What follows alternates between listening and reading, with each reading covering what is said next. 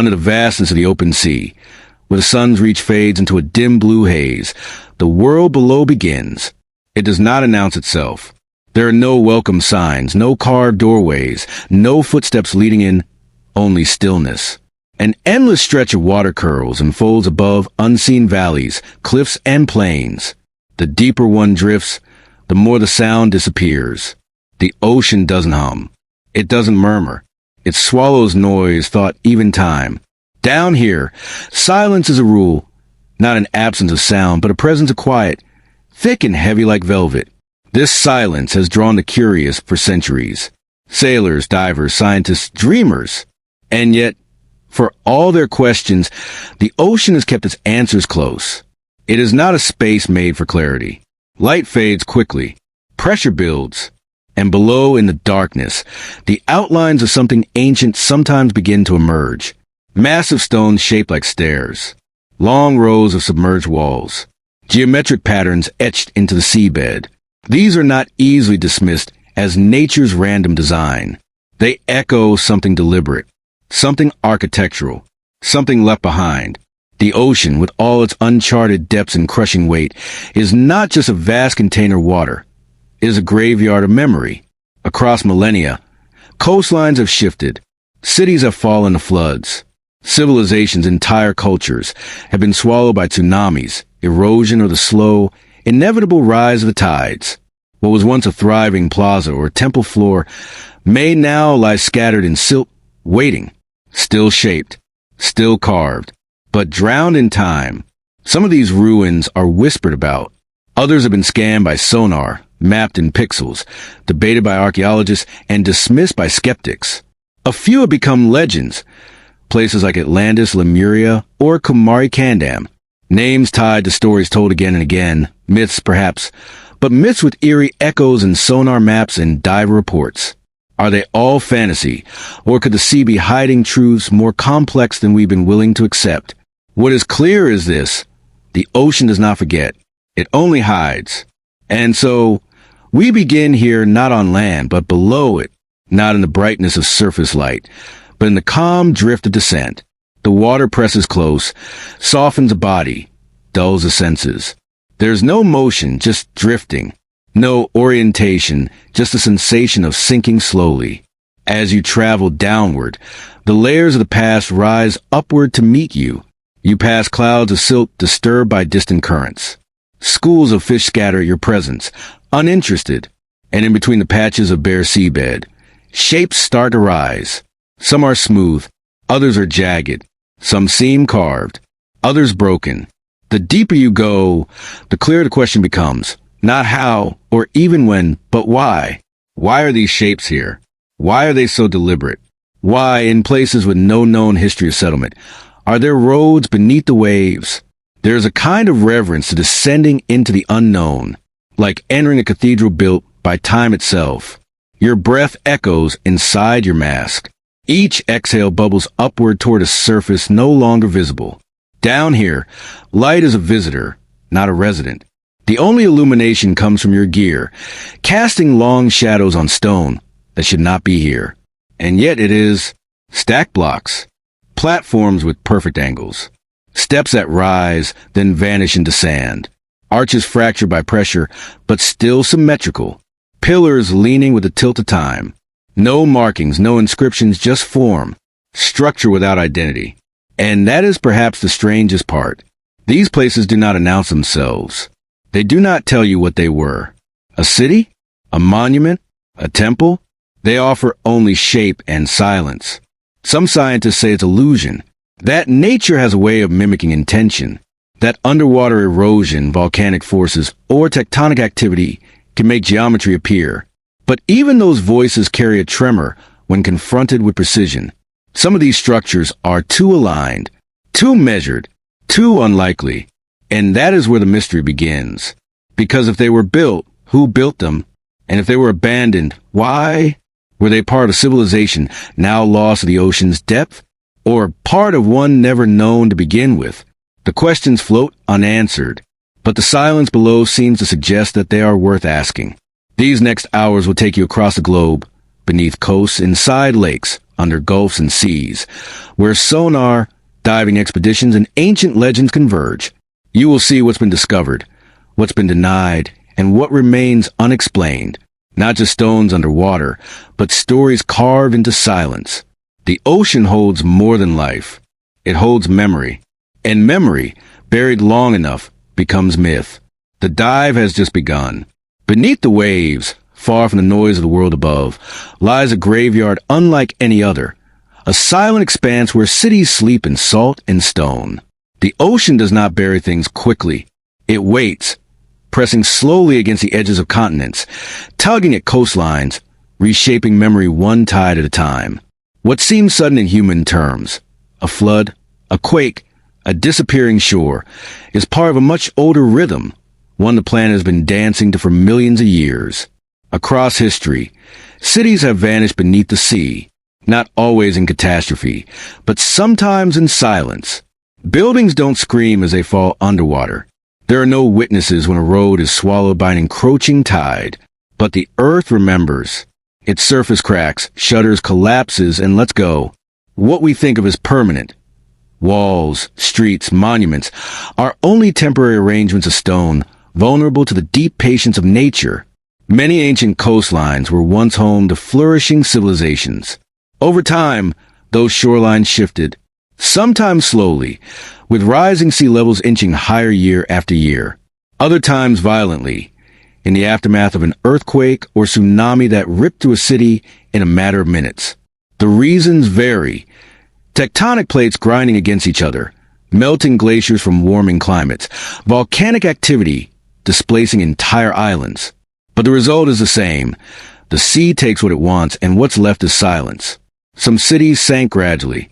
Port Royal, Jamaica, once known as the wickedest city on earth, slid into the sea in 1692 after a massive earthquake sent entire streets and buildings cascading into the harbor. In that moment, the seafloor became a tomb for shops, taverns, and churches, preserved in sand and seawater like a snapshot of colonial life. It's now considered one of the most significant underwater archaeological sites in the Western Hemisphere. In other cases, the sea claimed land over centuries. Canopus, an ancient Egyptian city near modern-day Alexandria, disappeared beneath waves after the combined forces of Nile flooding, coastal erosion, and seismic activity shifted the terrain. Divers have since discovered grand statues, temple columns, and coins, all evidence of a place once bustling with life, now resting beneath murky water. Sometimes the sea arrived not as punishment or accident, but as inevitability. After the last ice age ended roughly 12,000 years ago, melting glaciers caused sea levels to rise by more than 400 feet globally. As coastlines redrew themselves, entire prehistoric settlements, many never documented in writing, were swallowed. These lost places were built during a time when the land stretched farther than it does today, when humans walk where now seafloors, unaware that their homes stood on borrowed time. This geologic reality complicates how we interpret the past. Because when structures are found underwater, walls, roads, or ruins with clear geometry, the immediate assumption is often that they must be myths. Atlantis is the most famous example, a city described by Plato and dismissed by many as metaphor. Yet stories like it exist across cultures. From the Welsh legend of Canar Gwylod to India's tale of Dwarka, to the Micronesian memory of the lost land of Mu, humans have always told stories about places taken by the sea. Skeptics argue that myths are not proof. But what if they're memories, distorted by time but rooted in truth? The line between folklore and geology is thinner than we think. In some cases, oral histories from indigenous groups have helped researchers identify coastal changes that match flood patterns and lost settlements. What is called myth may sometimes be a warning passed down through metaphor. Still, caution is necessary. Nature is capable of remarkable mimicry. Underwater rock formations shaped by current, erosion, and sediment pressure can resemble man-made structures. Stair-like terraces, right angles, and sharp edges may not always mean architecture. The ocean carves too, and not always gently. Take the Yonaguni Monument off Japan's coast, a sprawling rock formation with flat surfaces, steps, and terraces that some claim is a submerged city. Others insist it's a natural creation. Its sharp lines are a result of tectonic stress fracturing sandstone layers. The debate rages. And in many ways, it's emblematic of all underwater structure discussions. The tension between wanting to believe in forgotten civilizations and the need for scientific proof. But alongside naturally formed shapes, we also find undeniable human artifacts underwater. Stone tools, pottery shards, columns, roads. These are the anchors of authenticity. In Lake Huron, archaeologists found stone hunting blinds and tools left by Paleo-Indians 9,000 years ago, now submerged under a freshwater corridor. In the North Sea, once home to a prehistoric land called Doggerland, sonar scans reveal ancient river valleys and settlement signs buried beneath the waves. Man-made submersion is not always mysterious. It's often a consequence of human expansion and miscalculation. In China, the ancient city of Shecheng was purposefully flooded in 1959 to make way for a dam. The entire city now sits over 100 feet underwater, preserved with astonishing detail. Arches, carvings, and wooden beams still intact. In Italy, the Roman ruins of Baiae rest beneath the sea due to volcanic activity that caused the land to sink. Mosaic floors and marble columns can still be seen through the shallow surf. So how do we know which is which? Natural or man-made? The answer is rarely simple. Scientists rely on patterns, context, and materials. But sometimes, even with evidence, certainty slips away. The ocean doesn't offer explanations. It only reveals pieces. In that murky twilight between explanation and wonder, mystery thrives. A road that leads nowhere. A staircase that descends into sand. A wall with no visible origin. These fragments are what remain, markers of cities and moments the earth has tried to forget, and the sea has quietly kept. The ocean, in the end, is the world's oldest graveyard, but it's not marked with crosses or stones. Its tombs are made of coral-covered blocks, scattered artifacts, and shadows caught in sonar. And each one asks the same silent question: what was lost here and why? Off the southern coast of Japan's Yonaguni Island, where the East China Sea meets the Pacific, a strange formation sleeps beneath the waterline. It wasn't always known to the world. For centuries, waves rolled over it, storms passed above it, and fish swam through its cracks, while no one above suspected anything unusual lay below. That changed in 1986, when a local diver named Kahachiro Aratake was searching for new dive sites and stumbled across something that didn't quite belong. It was massive, angular, and eerily precise.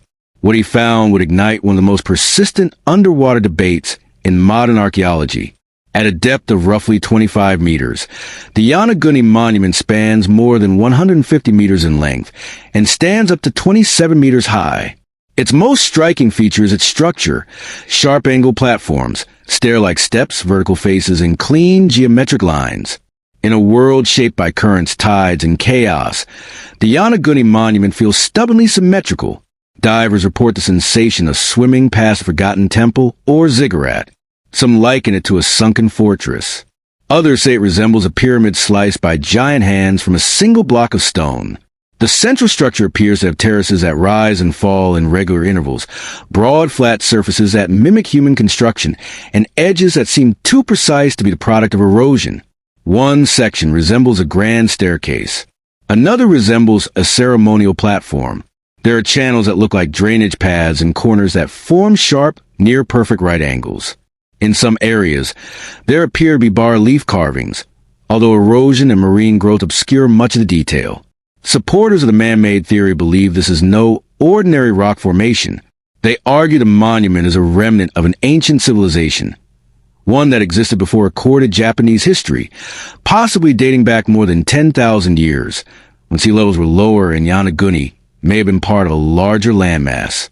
Among the most vocal is Professor Masaaki Kimura, a marine geologist from the University of the Ryukyus, who has studied Yonaguni extensively and claims to have identified roads, walls, steps, and even what he calls a pyramid-like temple. Kimura's surveys have suggested that the site may have been part of a broader settlement complex that extended across what is now the submerged Ryukyu archipelago. He points to what he calls stone tablets, carved paths, and megalithic features with faces that appear to have been artificially flattened or manipulated. He even claims that tools may have been used, and that the area contains rudimentary engravings. although no indisputable artifacts like pottery or human remains have yet been recovered to confirm this.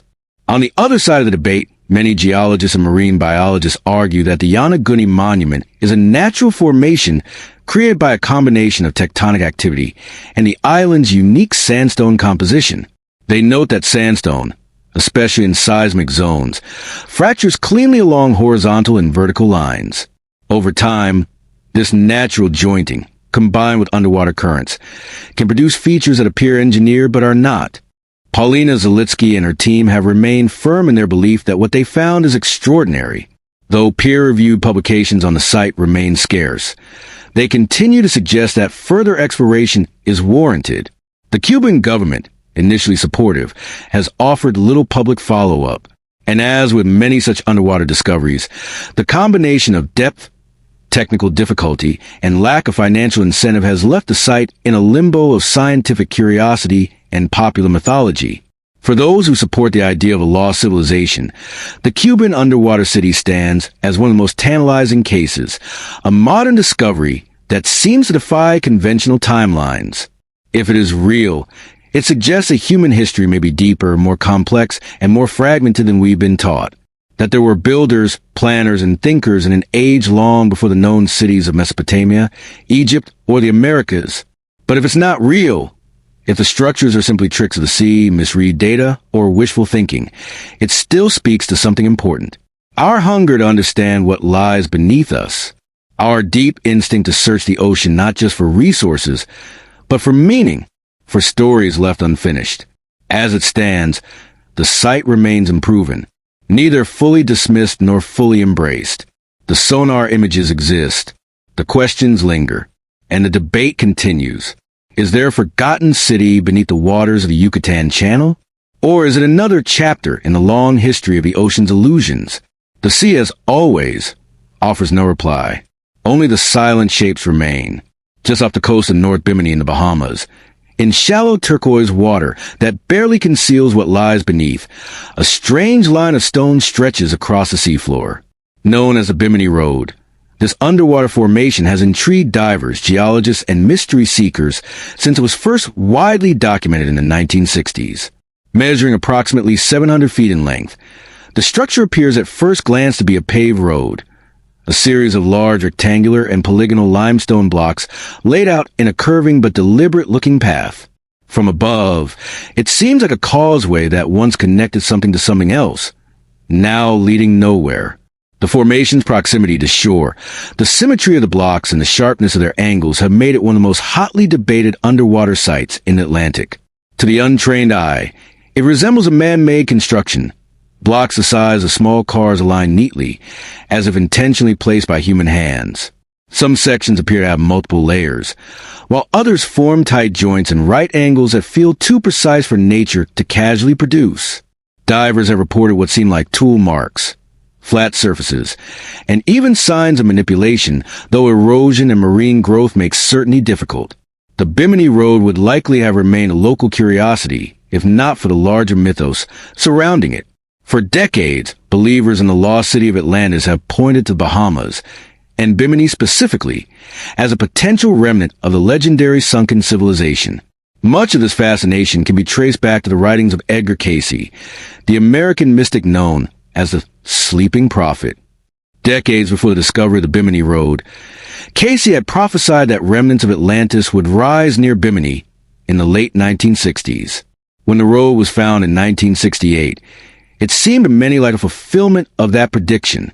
The allure of Atlantis, the idea of a highly advanced civilization swallowed by the sea in a single day, has always captured the imagination. And the Bimini Road, with its appearance of order and age, has become a symbolic cornerstone for those who believe that Plato's account was more than allegory. Some researchers have gone so far as to suggest that the road was once part of a harbor, breakwater, or temple complex, now submerged by rising seas and forgotten history. But mainstream science has remained unconvinced. Geologists who have studied the site extensively argue that the Bimini Road is a naturally occurring beach rock formation. Beach rock is formed when sedimentary materials like sand and shells are cemented together by calcium carbonate in the intertidal zone. Over time, these formations can fracture into angular slabs due to tidal forces, storm activity, and erosion. This process, known as tessellated pavement, can create patterns that mimic the look of paving stones or human construction. One of the leading scientific voices on the topic, Dr. Eugene Shin of the U.S. Geological Survey, has published multiple studies asserting that the blocks of the Bimini Road show no signs of being cut, moved, or placed by humans. Instead, he argues they are still connected to underlying bedrock in several places, indicating that they formed in situ rather than being transported or arranged. Radiocarbon dating of shells and corals found within the rocks suggests an age of around 2,000 to 3,500 years. Not ancient enough, in most views, to be linked with a lost civilization. However, counterarguments persist. Some divers claim to have observed wedge stones and keystones, features more consistent with construction than geology. Others note that the uniformity and orientation of the blocks defy the random patterns typical of natural formations. There are also suggestions that some blocks have been deliberately shaped, that joints between them are too regular, or that the entire layout follows an arc consistent with architectural design.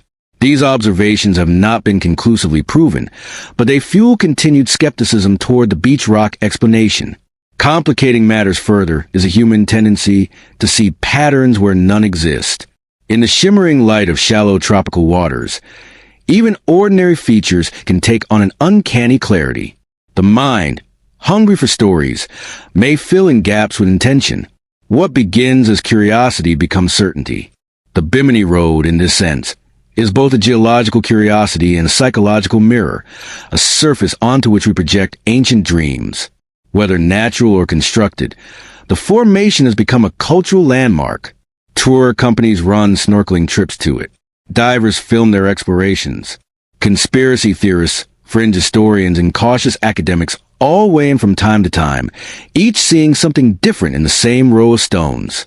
It has been called everything from a highway to nowhere to the last road out of Atlantis. And yet, for all the speculation, it remains one of the least understood underwater features in the region. If the Bimini Road is man-made, it would force a reconsideration of what we know about early Caribbean and Atlantic cultures. It might point to maritime engineering before the rise of known civilizations in the region.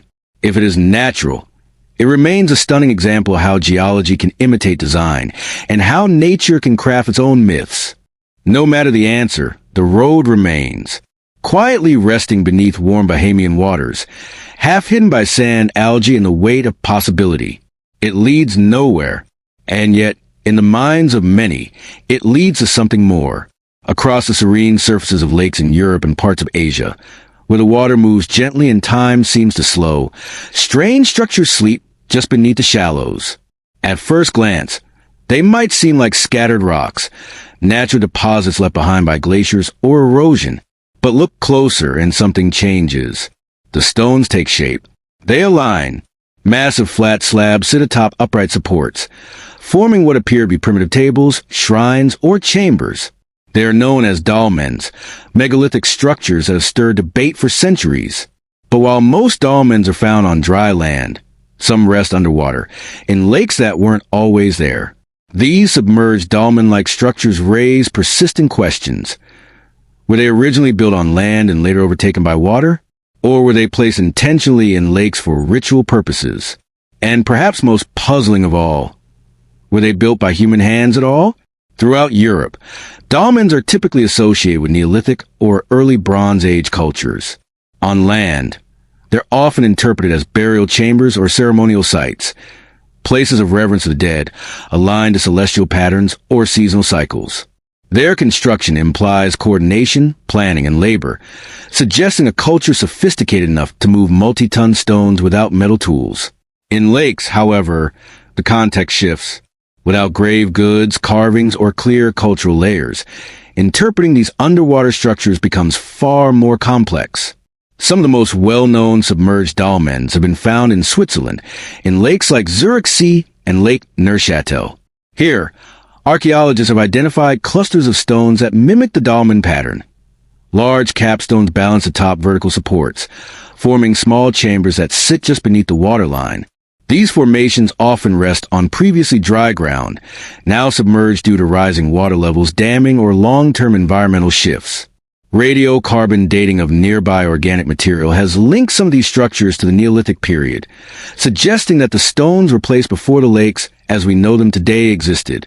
In Asia, similar phenomena appear in parts of Korea and Russia, where dolmens sit in shallow rivers or lakes, often partially buried in sediment.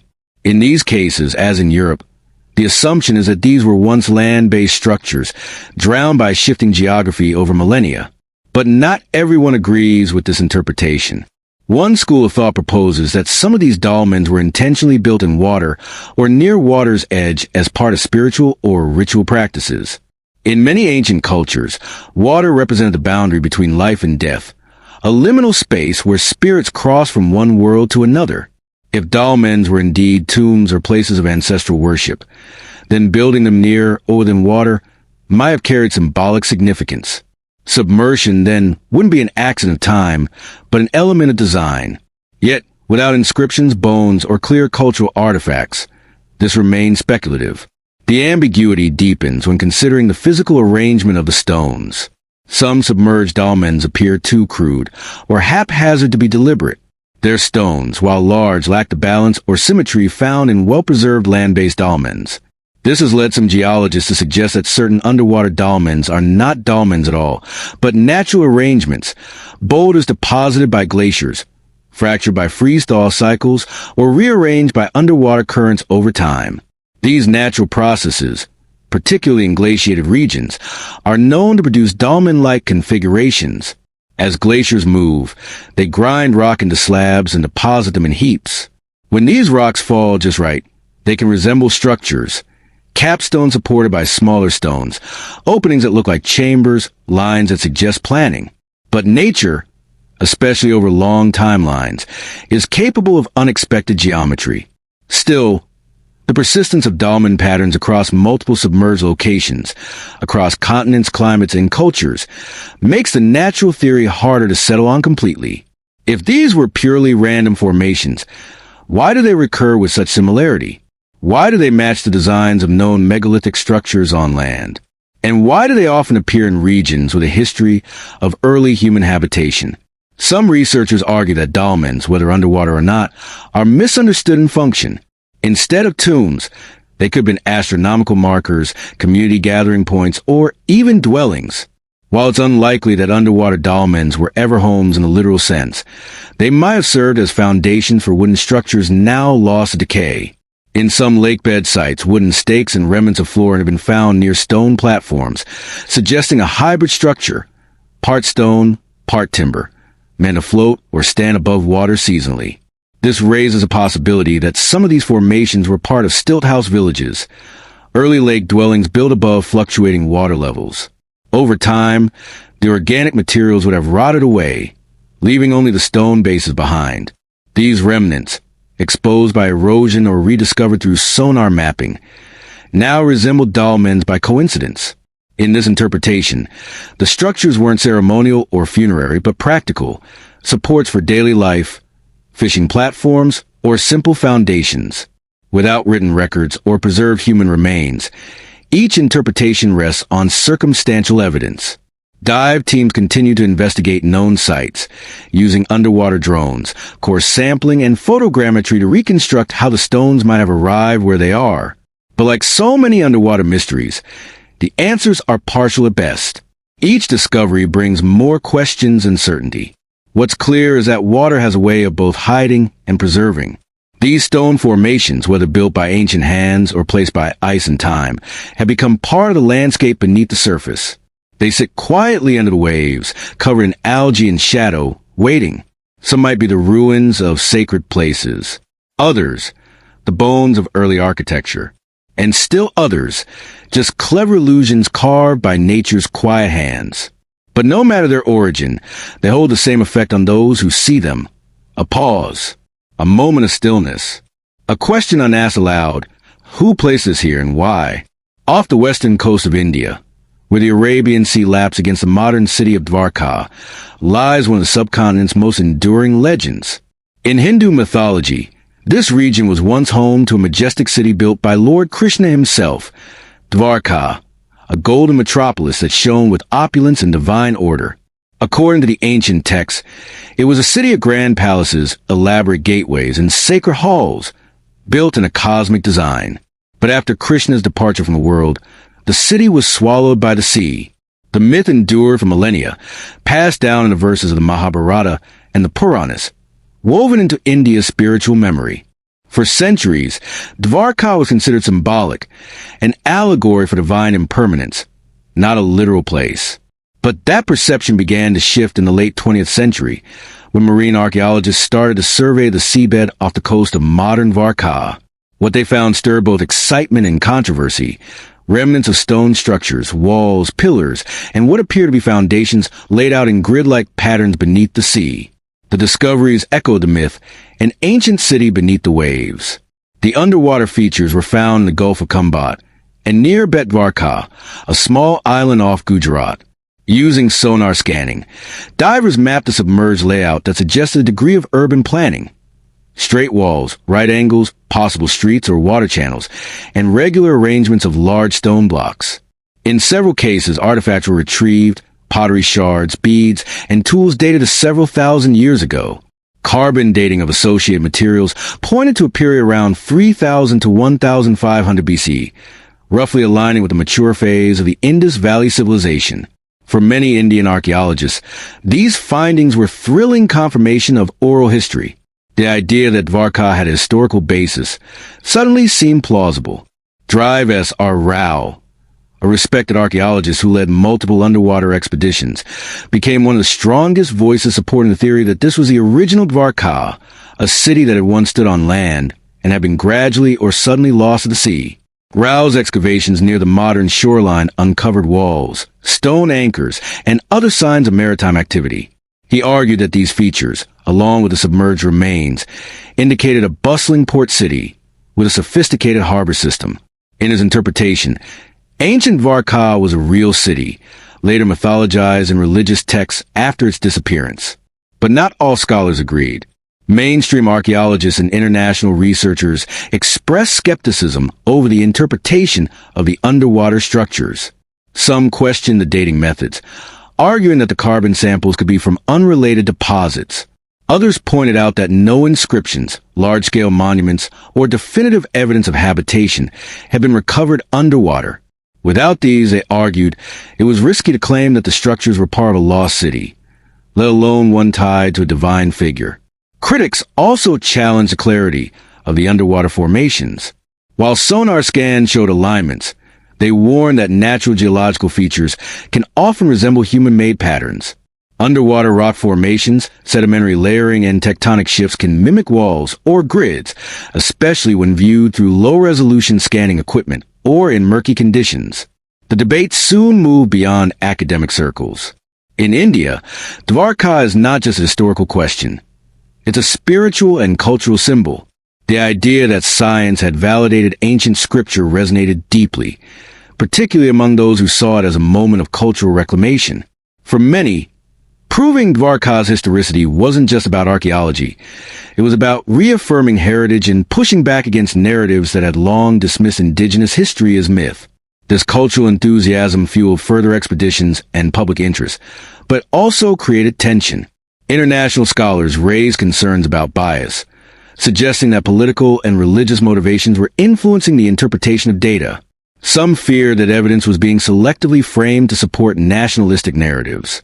The scientific method, they warned, requires skepticism, not certainty. Still, the findings continued. More structures were discovered underwater. Columns, circular stone bases, and what appear to be dock-like extensions. In some cases, diver teams reported configurations that seemed too regular to be natural, yet the debate remained unresolved. The absence of clear, large-scale architecture or inscriptions made definitive conclusions elusive, and the challenges of underwater excavation, visibility, access, funding, meant progress was slow. Geopolitical factors also played a role.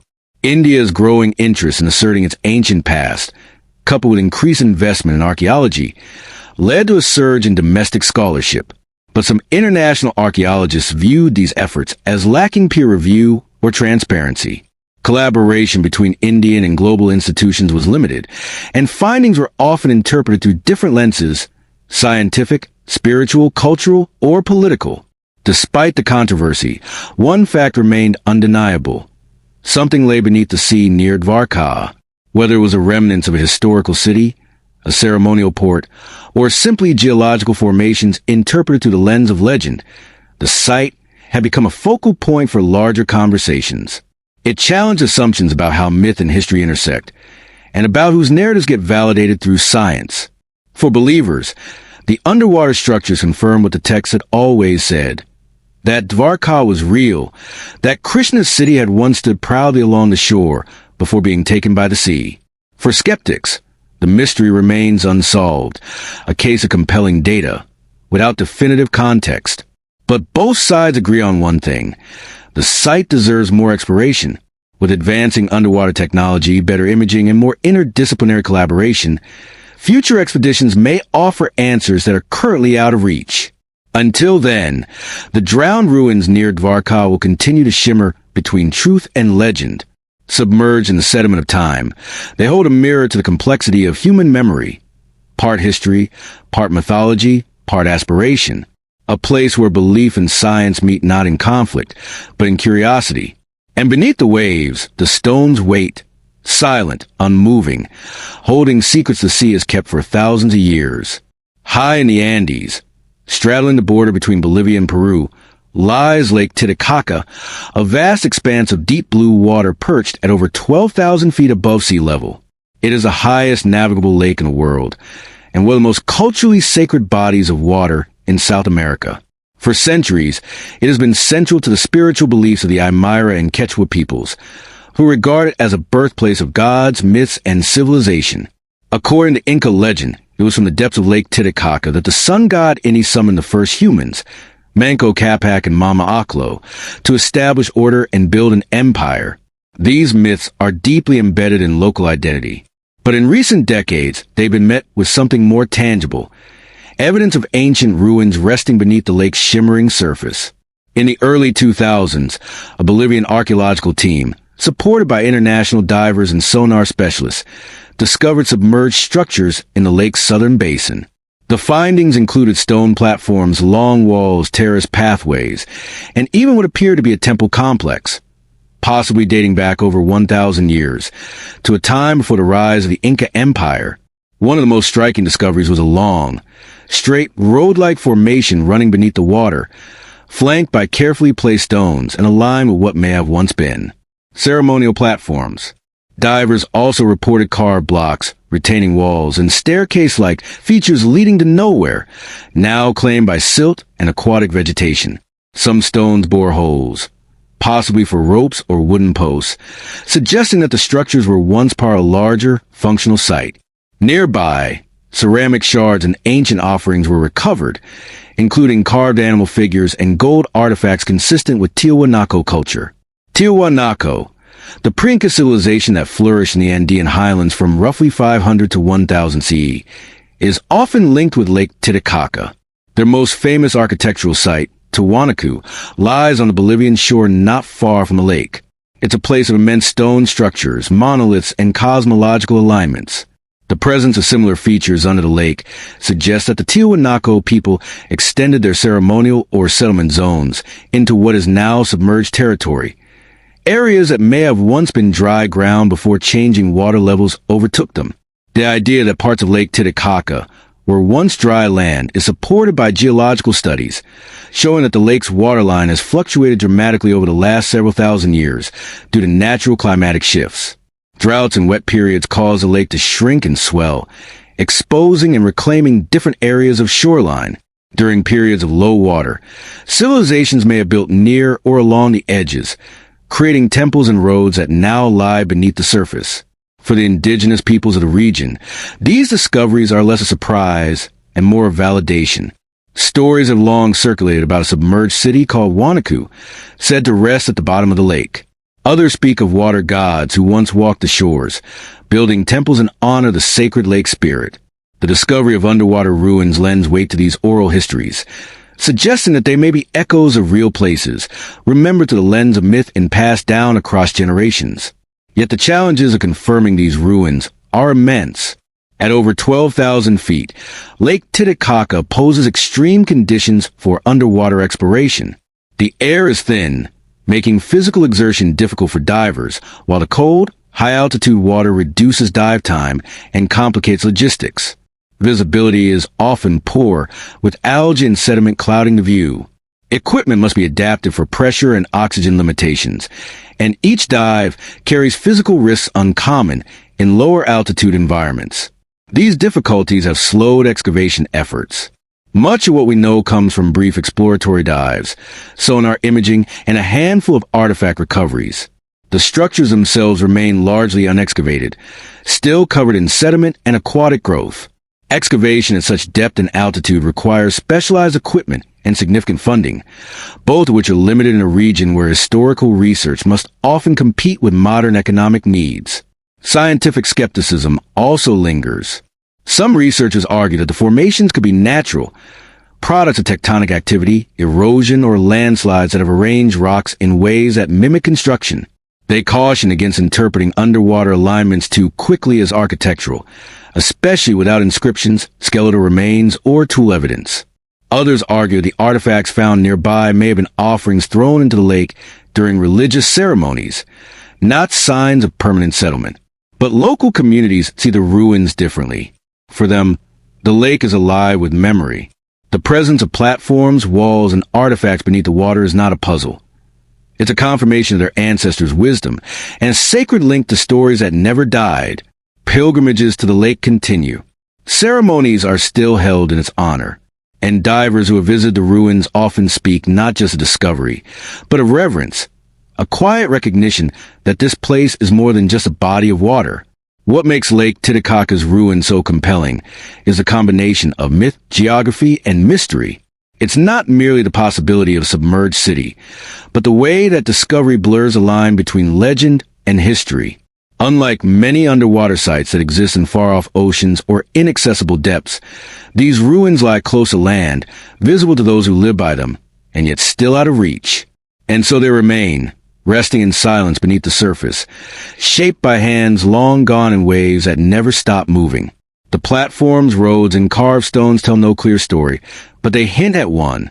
They invite a pause, a breath, a question asked not in certainty, but in wonder. What did these people build here, beside their sacred lake? What ceremonies unfolded on these stone platforms before the water claimed them? And how much more lies hidden just beneath the surface, waiting to rise again? Just off the Mediterranean coast of Egypt, beneath the waves that gently lap against the modern shoreline of Alexandria, lies a sunken world once filled with grandeur, politics, and legend. This is not myth or rumor. It is real, tangible, and unmistakably human. It is here, beneath the shallow waters of Alexandria's harbor, that archaeologists have uncovered the remains of a royal quarter, believed to include parts of Cleopatra's palace, ancient temples, and a bustling city center that once stood at the very heart of the Ptolemaic dynasty. The story of Alexandria's sunken quarter begins with glory. Founded by Alexander the Great in 331 BC, the city quickly became one of the most powerful and cosmopolitan centers of the ancient world. It was home to the Great Library, the Lighthouse of Pharos, and a harbor that welcomed traders, scholars, and kings. Within this thriving city stood the Palace District, perched on what was then an island known as Antarctica, situated in the eastern harbor. This island was where Cleopatra VII, the last pharaoh of Egypt, is believed to have ruled, loved, and eventually met her tragic end. Today, that palace no longer stands above ground. Its columns, foundations, and gardens rest beneath layers of seawater and sediment, preserved by time and tragedy. Sometime during the 4th century CE, a series of massive earthquakes, followed by tsunamis, struck the region. In a matter of minutes, large sections of Alexandria's coastline crumbled. Entire districts were dragged into the sea. What had been a jewel of stone and marble became a city drowned in silence. The underwater remains were forgotten for centuries, hidden by murky tides and shifting sands. Then, in the 1990s, underwater archaeologist Frank Gaudio and his team began mapping the seafloor of Alexandria's harbor using sonar and magnetometry. What they found changed everything. Beneath just a few meters of water, they discovered hundreds of artifacts.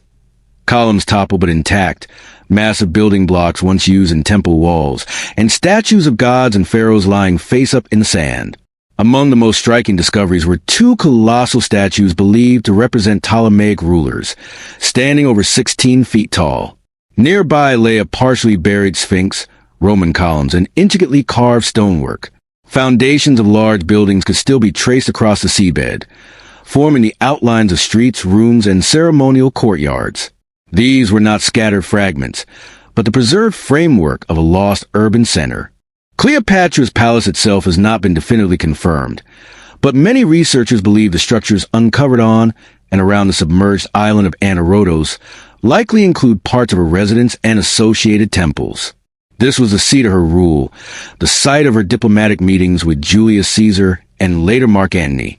Here, surrounded by the sea, Cleopatra shaped alliances, orchestrated strategy, and defended her kingdom against the growing power of Rome. To see its remains now, broken yet eerily intact, is to glimpse the silent echoes of power and tragedy. What makes the preservation of Alexandria's sunken quarter so remarkable is the role of the sea itself. In most archaeological contexts, water is destructive, dissolving, corroding, burying. But in this case, the sea acted as a shield. The sudden submersion of the city during the earthquakes meant that the ruins were never scavenged, never repurposed, never built over. Instead, they were frozen in place, covered in sediment that protected them from time, war, and human interference. The harbor's calm, shallow water also makes exploration possible without the risks associated with deep-sea diving. Divers can work for longer periods, allowing for careful mapping, photography, and recovery. Many of the statues and architectural fragments have since been brought to the surface, cleaned, and placed in museums. Others remain underwater, preserved in situ for ongoing study. Yet this underwater world remains mostly out of sight. Tourists in Alexandria walk the modern streets unaware that just meters offshore lies an ancient city sleeping in sand.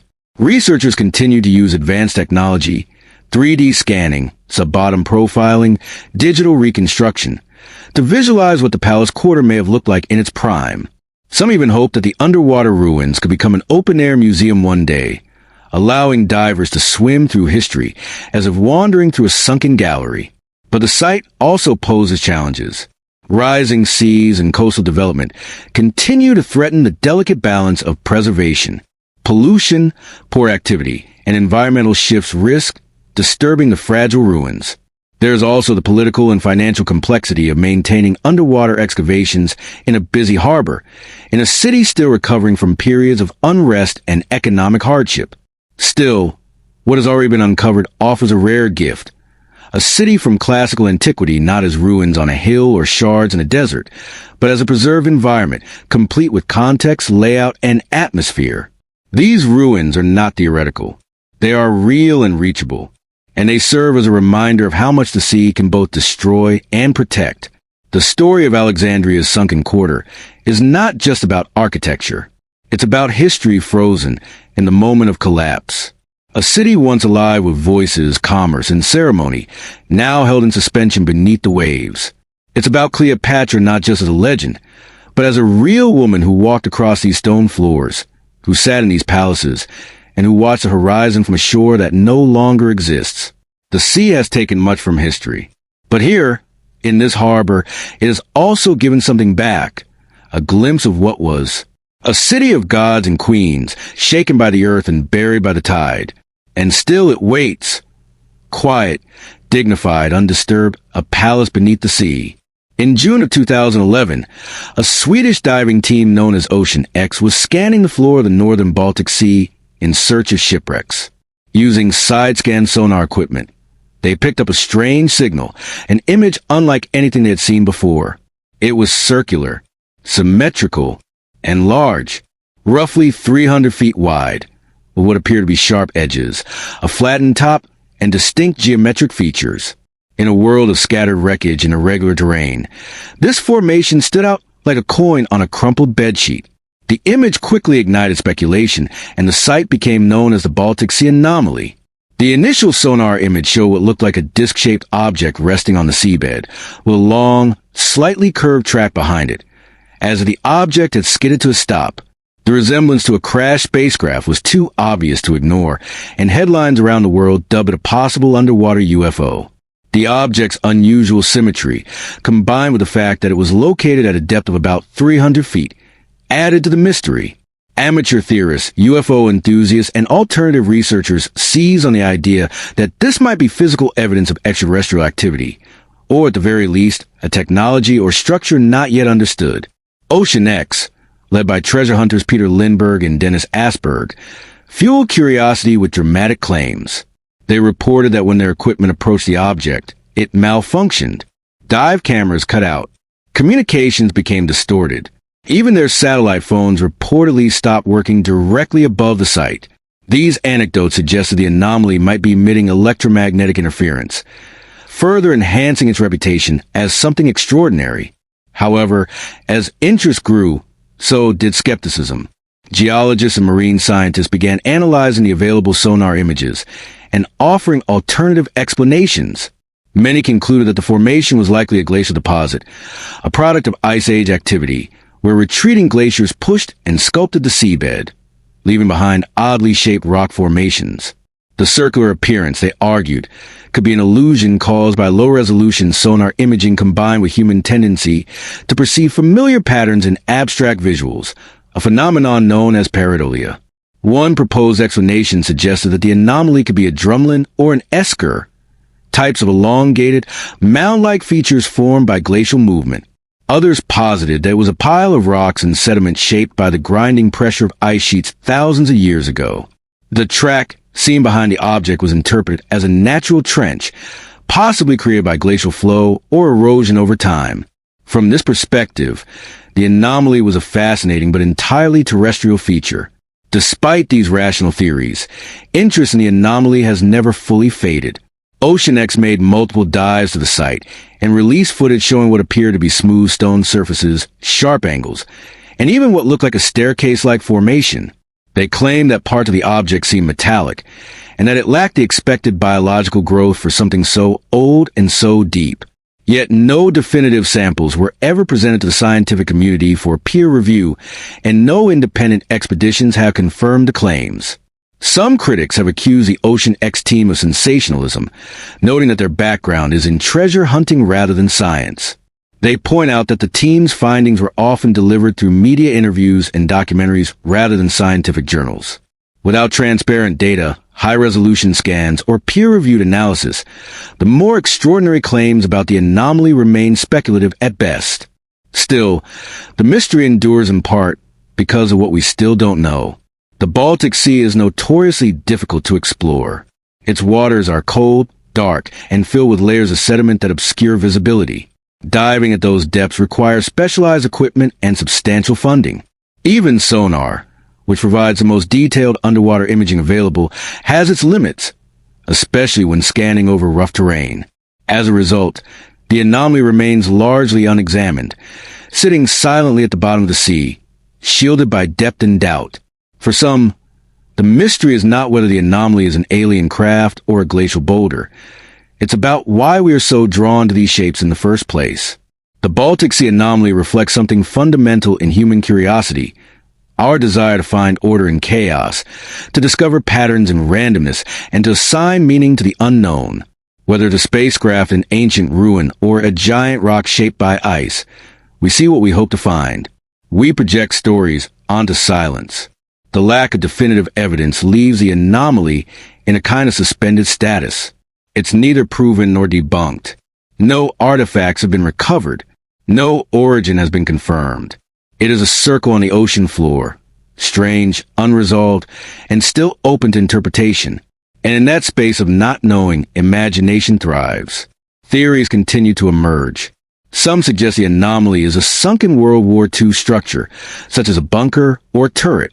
Others speculate it could be a remnant of an ancient civilization, long forgotten and eroded by time. A few still believe it's something far more advanced, something not of this earth.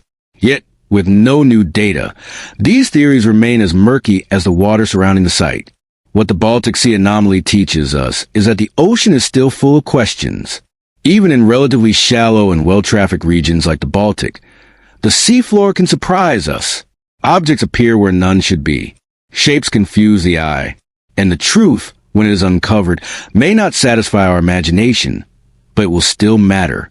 For now, the anomaly remains where it was first found, in the cold, dark quiet of the Baltic Sea, its circular shape etched into the seabed like a riddle with no answer, waiting for another expedition, another question, another dive into the unknown.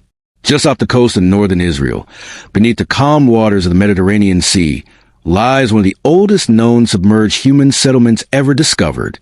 At Lit Yam, a Neolithic village dating back approximately 9,000 years, rests silently under the sea just a few hundred meters from shore. Unlike many underwater ruins shrouded in legend or ambiguity, At Lit Yam is unmistakably real. Its layout still visible, its structure still in place, its story emerging slowly from the seafloor. It is a glimpse into a prehistoric world, preserved by the very water that once forced its people to flee. The site was discovered in 1984 by marine archaeologist Ehud Galilei, who was surveying the seabed for shipwrecks when he came upon something unexpected.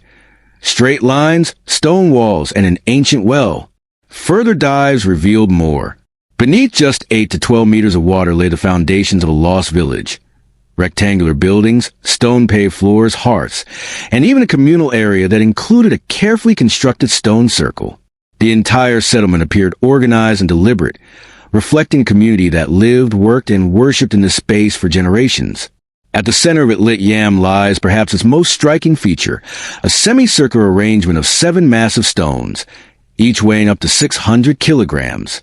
They surround what was likely a freshwater spring, marked by depressions thought to be used for ritual purposes. Some researchers believe this may have been a ceremonial or religious site, a kind of prehistoric shrine centered on water, a precious and symbolic resource for any early community. Others suggest it functioned as a social or agricultural landmark, tied to seasonal rhythms or planting cycles. Scattered throughout the site are domestic features that speak of everyday life. Mortars carved into bedrock, stone tools, and grinding stones indicate the processing of food. Hearths and ovens suggest cooking, while storage pits point to some form of food surplus. A number of dwellings appear to have had defined rooms, with walls still partially standing. Their construction shows evidence of planning and permanence, with stone foundations likely topped by mud brick or wooden frames, long since lost to time. One of the most significant discoveries at Lit Yam was the presence of a freshwater well, one of the oldest ever found in a submerged setting. Its construction involved placing stone linings into ground to stabilize the walls and maintain water purity. Over time, as the well became salinized due to the rising sea, it was filled in with refuse and debris, effectively sealing it and preserving the contents. Within that material, archaeologists found bones, tools, and organic remains, giving valuable insight into diet and lifestyle of the village's inhabitants. Perhaps most hauntingly, At Lit Yam has yielded human remains, skeletons buried in the seabed, still in anatomical position.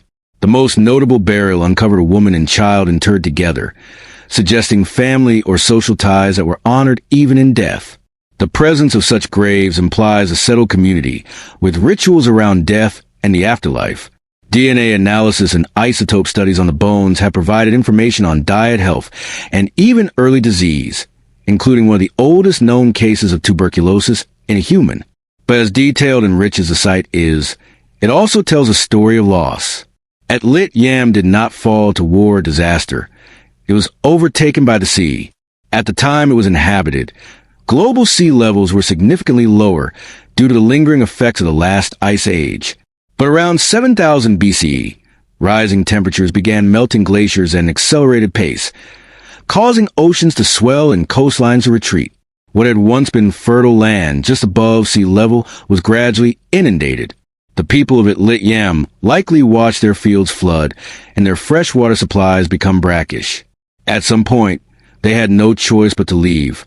This moment, when a stable village was abandoned to encroaching water, marks one of the earliest known examples of climate-driven human migration.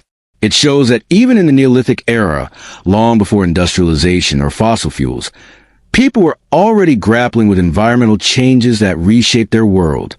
The lessons of Lit Yam are not just archaeological, they are ecological and deeply human. The site's exceptional preservation is due in large part to the sea itself. Once submerged, the village was protected from looting, erosion, and modern development. Layers of sediment settled gently over the structures, creating a kind of natural time capsule. Excavating such a site poses challenges. Divers must work carefully to avoid disturbing fragile remains, but also offers unparalleled rewards. Artifacts are often found in context, allowing for a clearer understanding of how spaces were used and how the community functioned. Lit Yam has transformed the way archaeologists view early coastal societies. It provides evidence that prehistoric humans were not just nomadic or scattered, but capable of building complex, organized settlements with social structures, technological innovation, and spiritual practices. The stone circle, the burials, the food processing tools, all point to a people who understood their environment and adapted to it, until the environment changed too much. The discovery has also sparked new interest in underwater archaeology along the Mediterranean coast. Researchers now believe there may be dozens, if not hundreds, of other Neolithic sites currently resting beneath the sea, awaiting discovery. Advances in sonar imaging, underwater mapping, and robotic exploration are making it possible to scan wider areas with greater precision, raising the possibility of finding other lost communities that tell similar stories of life and retreat. For now, Lit Yam remains a solitary voice from a distant past, speaking softly through stone and silence. It is a reminder that human history is not fixed to land, that the sea has always been part of our story, sometimes as a giver of life, other times as a taker of it. The villagers of Lit Yam did not vanish. They moved. Their memory, preserved beneath the Mediterranean, continues to surface one artifact at a time. And as the waters rise again in our own time, their story feels less like a relic and more like a warning. Along the southeastern coast of India, where the Bay of Bengal meets the ancient town of Mahabalipuram, waves crash against stone carvings that have stood for more than 1,000 years. This region, rich with temples and myth, is a place where history and legend blend into something inseparable. At the heart of it allures a mystery that has captivated locals and travelers for centuries: the legend of the 7 pagodas. According to Tamil folklore and colonial-era accounts, Mahabalipuram was once home to 7 majestic temples, 6 of which were swallowed by the sea, leaving only one standing on land. The surviving shore temple, built during the Pallava dynasty around the 8th century CE, is a striking piece of stone architecture that faces the sea, its silhouette rising defiantly against the horizon. It is said to be the last remnant of a glorious city that now sleeps beneath the waves. For generations, the legend of the 7 pagodas was passed down as poetic truth, more spiritual than literal. Travelers and scholars recorded stories of a vanished city beneath the sea, but no physical evidence ever emerged. Some dismissed it as metaphor, a symbolic tale about impermanence and divine retribution. Others believed it might refer to lost temples eroded by time and tide. But then, in 2004, the story changed. On December 26 of that year, a massive tsunami struck the Indian Ocean, triggered by an undersea earthquake off the coast of Sumatra. Waves swept across the Bay of Bengal, devastating coastlines, including parts of Tamil Nadu.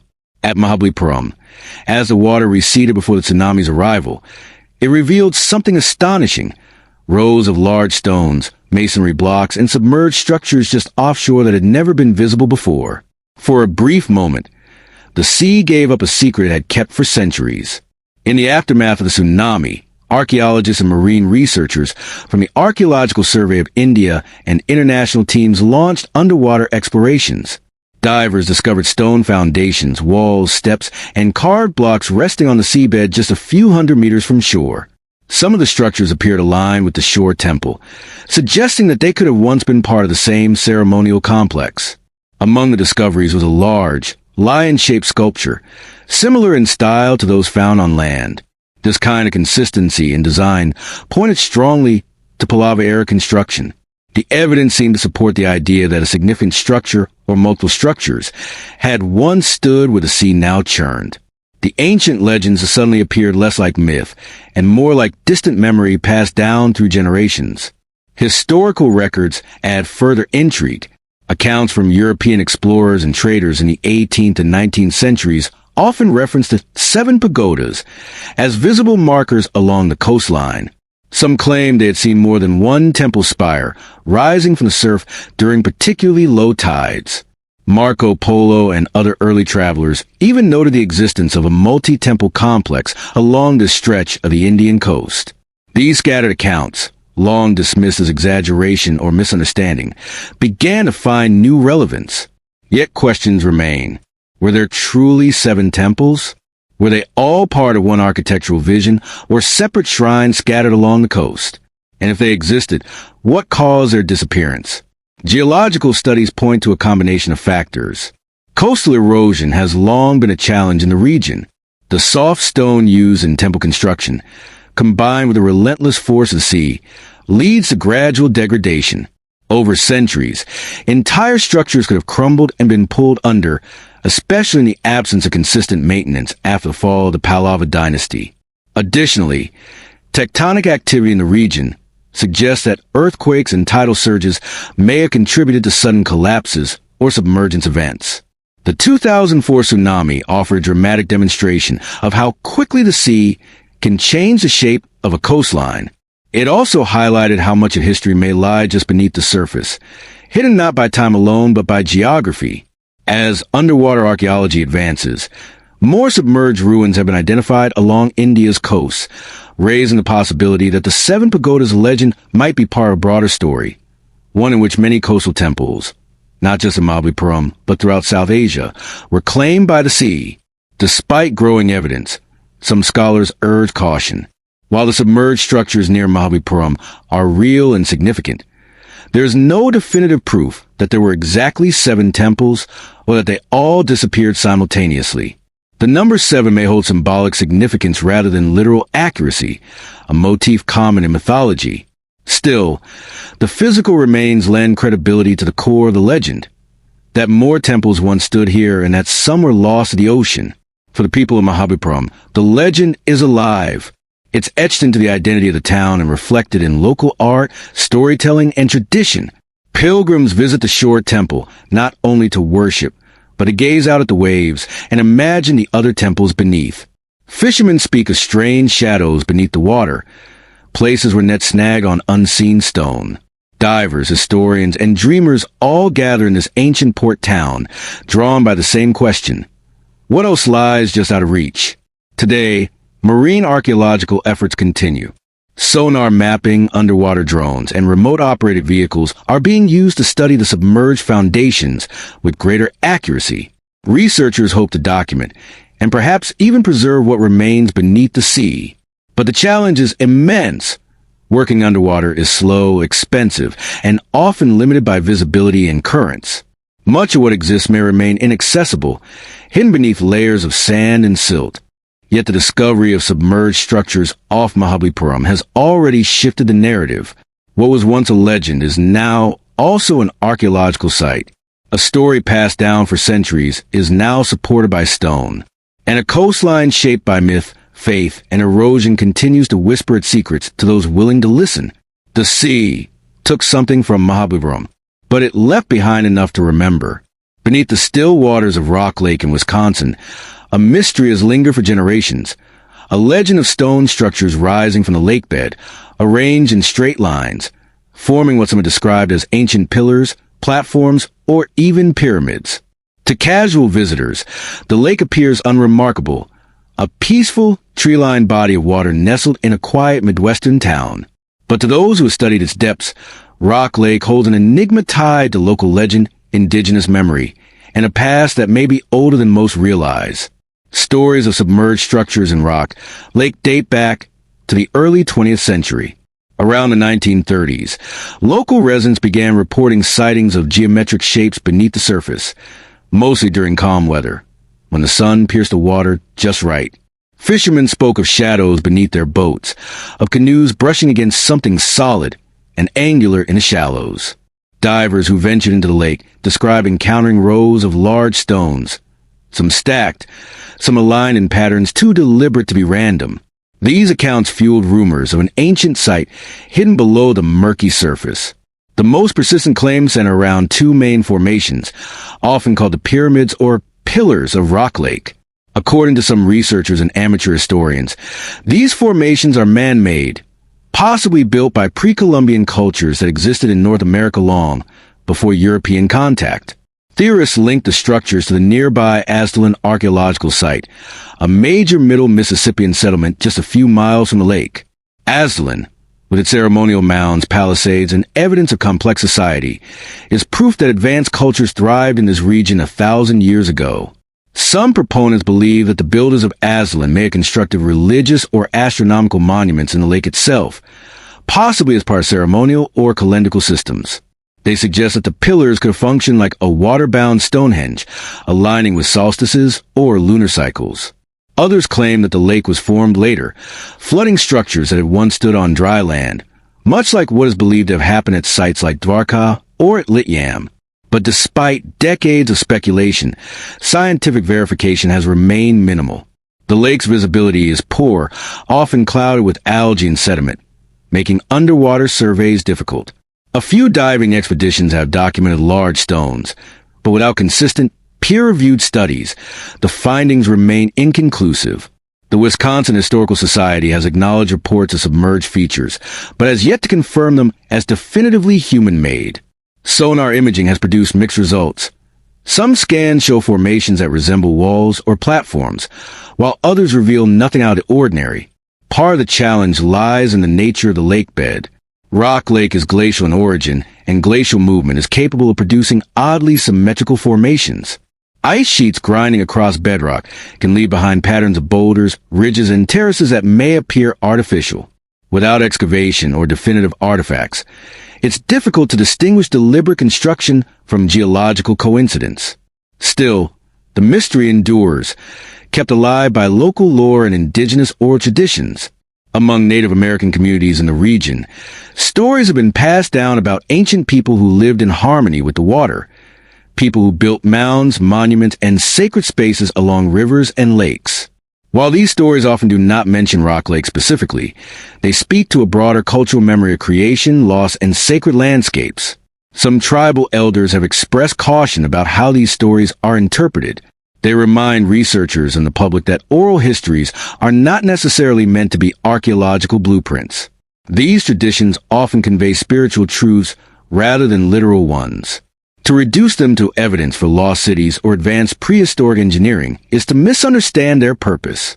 The land and the water are sacred not because of what lies beneath, but because of the life and meaning they carry today.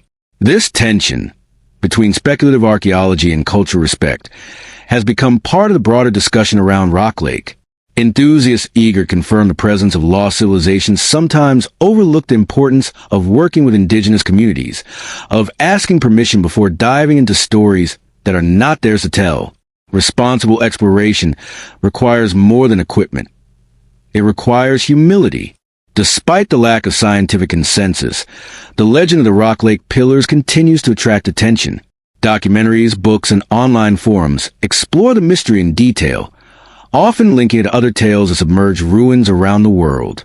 Some frame it as part of a global pattern of flood myths and forgotten knowledge. Others approach it more cautiously, suggesting that the site deserves more thorough investigation. If not to prove the existence of lost architecture, then to better understand the interplay of geology, ecology, and human imagination. For now, the lake remains quiet. Its waters rise and fall with the seasons. The stones, if they are there, lie undisturbed, covered in silt and time. No grand revelations have emerged. No inscriptions, no tools, no skeletons. Just shapes glimpsed through green water. Memories half told, an enduring possibility that something lies just beneath the surface. Whether the pillars of Rock Lake are natural formations or the remains of an ancient effort lost to time, they serve a purpose beyond archaeology. They remind us that mystery still exists in our landscapes, in our histories, and in the stories we share. They remind us to look closer, to ask questions, and to listen carefully, especially when the answers are not yet clear. In the world of alternative archaeology, few voices have been as persistent or as polarizing as that of Graham Hancock. A former journalist turned best-selling author, Hancock has spent decades challenging the orthodox timeline of human civilization. Central to his work is a theory both sweeping and provocative, that during the last ice age, long before the rise of known ancient cultures, sophisticated human settlements existed along coastlines that are now deep underwater. These shelf cities, he argues, were lost when melting glaciers caused sea levels to rise dramatically, drowning not just buildings, but entire chapters of forgotten history. The premise is rooted in a simple observation. At the peak of the last ice age, around 20,000 years ago, sea levels were more than 400 feet lower than they are today. As glaciers and ice sheets locked up vast amounts of Earth's water, coastlines stretched farther out to sea. Whole land masses now submerged, continental shelves, sunken valleys, drowned river mouths, within dry, habitable terrain. It was along these ancient shorelines, Hancock believes, that humanity's first major civilizations may have risen. According to his theory, these prehistoric societies built coastal cities with stone architecture, maritime technology, and complex belief systems, much like later civilizations such as the Sumerians or Egyptians. But unlike those cultures, the Ice Age societies were obliterated not by war or collapse, but by the slow-motion disaster sea level rise, triggered as the planet warmed and glaciers receded. Their ruins now lie beneath the ocean, hidden in silt and sand, inaccessible to conventional archaeology. To support this theory, Hancock and like-minded researchers often point to underwater anomalies, stone formations, sunken terraces, and submerged features found across the world's seas. Sites like the Yonaguni Monument in Japan, the submerged structures near Cuba, or the formations off the coast of India, Malta, and the Bahamas are presented as possible remnants of these lost cities. While none have been definitively confirmed as man-made, their presence adds intrigue to the question of what lies on the ocean floor. One of the key points in Hancock's argument is that traditional archaeology has largely ignored the ocean. Most archaeological excavations are conducted on land, in part because it's far more practical and accessible. Underwater archaeology, by contrast, is expensive, time-consuming, and technically challenging. As a result, vast areas of seafloor, especially along the now-submerged continental shelves, remain unexplored. Hancock sees this oversight as a blind spot that has limited our understanding of humanity's true timeline. But the academic response has been largely skeptical. Mainstream archaeologists argue that there is no reliable evidence of complex Ice Age civilizations. While hunter-gatherer communities certainly existed during this period, the archaeological record suggests they lived in small, mobile groups without permanent architecture, writing, or organized agriculture, features typically associated with civilization. They point out that no tools, artifacts, or human remains have been found that would indicate the existence of advanced societies prior to 10,000 years ago. Critics also take issue with the interpretation of underwater structures. Many suppose ruins have been shown to be natural geological formations shaped by erosion, tectonics, or glacial movement. The Yonaguni Monument, for example, is considered by most geologists to be a sandstone formation with fracture patterns that mimic architecture. While it may appear carved, its sharp angles and flat surfaces are consistent with natural processes. Without definitive evidence, such as carvings, inscriptions, or cultural artifacts, claims of ancient construction remain speculative. Still, the idea of sunken cities continues to resonate, and recent advances in technology have reopened discussion. High-resolution sonar imaging, sub-bottom profiling, and underwater drones now allow researchers to map the seafloor with unprecedented detail. These tools have revealed long-drowned coastlines, riverbeds, and settlement patterns that were once above sea level. In the North Sea, for example, the lost landscape of Doggerland, once a bridge between Britain and Europe, has been mapped in remarkable detail, showing valleys, rivers, and even signs of prehistoric human activity. Similarly, sonar surveys off the coast of India and the Middle East have revealed submerged features that suggest human presence during periods when sea levels were lower.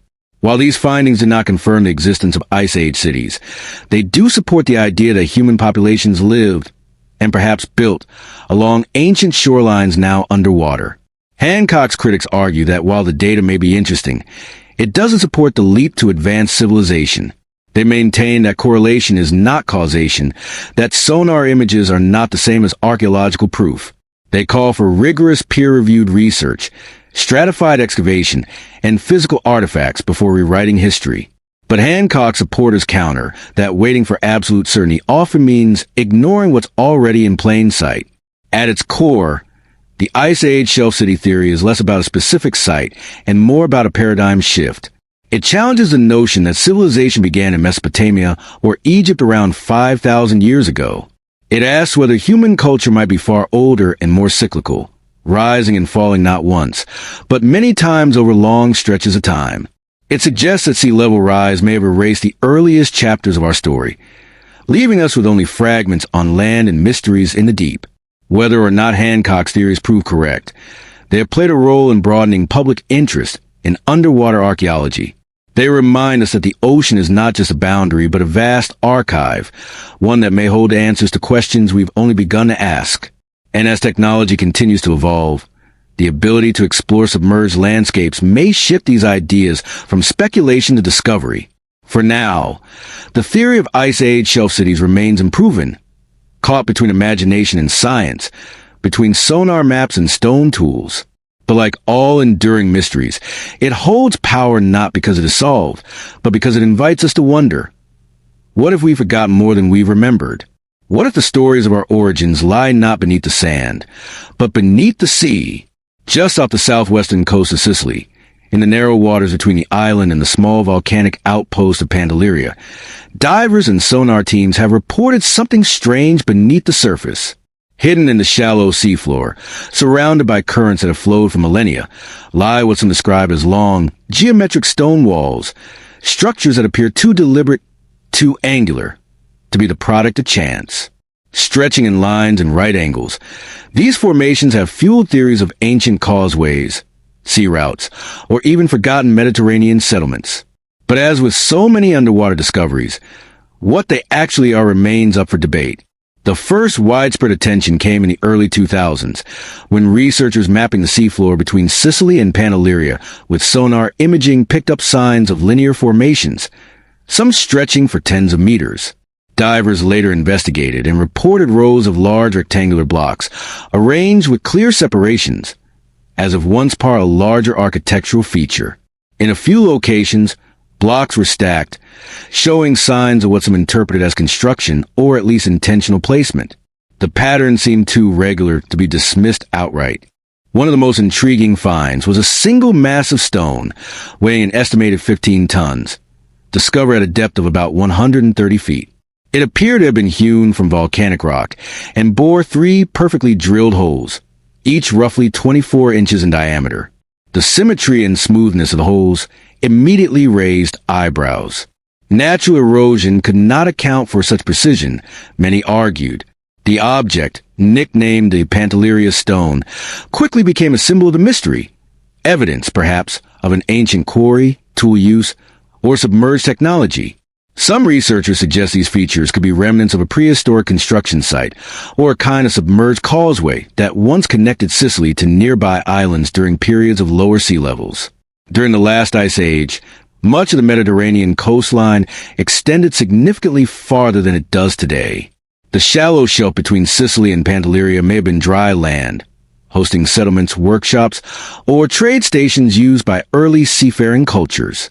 As sea levels rose, the land was inundated, leaving behind only stone fragments scattered across the submerged plain. The idea fits within a broader theory that the central Mediterranean was once a thriving corridor for maritime exchange long before written records began. Sicily's strategic location made it a natural hub between North Africa, Southern Europe, and the Aegean world. If ancient people were navigating these routes, perhaps even before the rise of the Phoenicians, it's not inconceivable that they built temporary structures, sea walls, or landing points now hidden by the ocean. However, the interpretation of these structures is far from settled. Geologists examining the same region argue that what appears to be architecture may be entirely natural. The seafloor here is shaped by volcanic activity, tectonic uplift, and strong underwater currents. These forces can fracture and rearrange rock in surprisingly geometric ways. The rectangular blocks may be the result of natural jointing, where lava cools and cracks into linear patterns. The drilled holes in the Pantelleria stone, some argue, could be the work of marine-boring organisms or erosion combined with mineral deposits, not necessarily human tools. There's also the challenge of scale. While the formations are striking, they do not yet form a coherent complex. No full walls, no enclosures, no foundations for buildings. Without additional context, tools, pottery, carvings, or other cultural artifacts, it's difficult to draw firm conclusions. The human eye is quick to see intention where there might be none, especially when interpreting partial structures underwater. Despite the caution from mainstream science, the mystery remains attractive to researchers, especially those interested in prehistory and early seafaring. The idea that humans were exploring, settling, and perhaps even engineering in this region 8,000 to 10,000 years ago is not entirely far-fetched. Evidence from nearby archaeological sites, such as the ancient temples of Malta and the megalithic villages in southern Italy, point to advanced societies capable of moving large stones, designing astronomical alignments, and trading across islands. Could the submerged formations near Sicily be part of that same cultural web? Some have proposed that the area was once a quarry used to extract volcanic rock for construction elsewhere. The holes in the large stone might have been anchor points for ropes or levers used to maneuver the block. Others suggest the site may have been ceremonial, a place of rituals or navigation markers that have since lost their context. If early maritime cultures practiced seasonal migration or ritual sea journeys, structures built in shallow waters might have served purposes we no longer recognize. Underwater archaeology in the region is still limited, hindered by logistical challenges, funding gaps, and limited visibility. The sea in this area is prone to strong currents and sediment drift, which can obscure sonar scans and bury key features in layers of silt. Furthermore, the lack of consensus between disciplines, geology, archaeology, marine science, slows down coordinated exploration. Until more data is collected, the formations will remain a compelling unknown. What's clear is that the Mediterranean, with its long history of trade, migration, and myth, still has stories buried beneath its waves. The walls and stones off Sicily may not yet speak in full sentences, but they suggest a human presence more ancient than our textbooks often allow.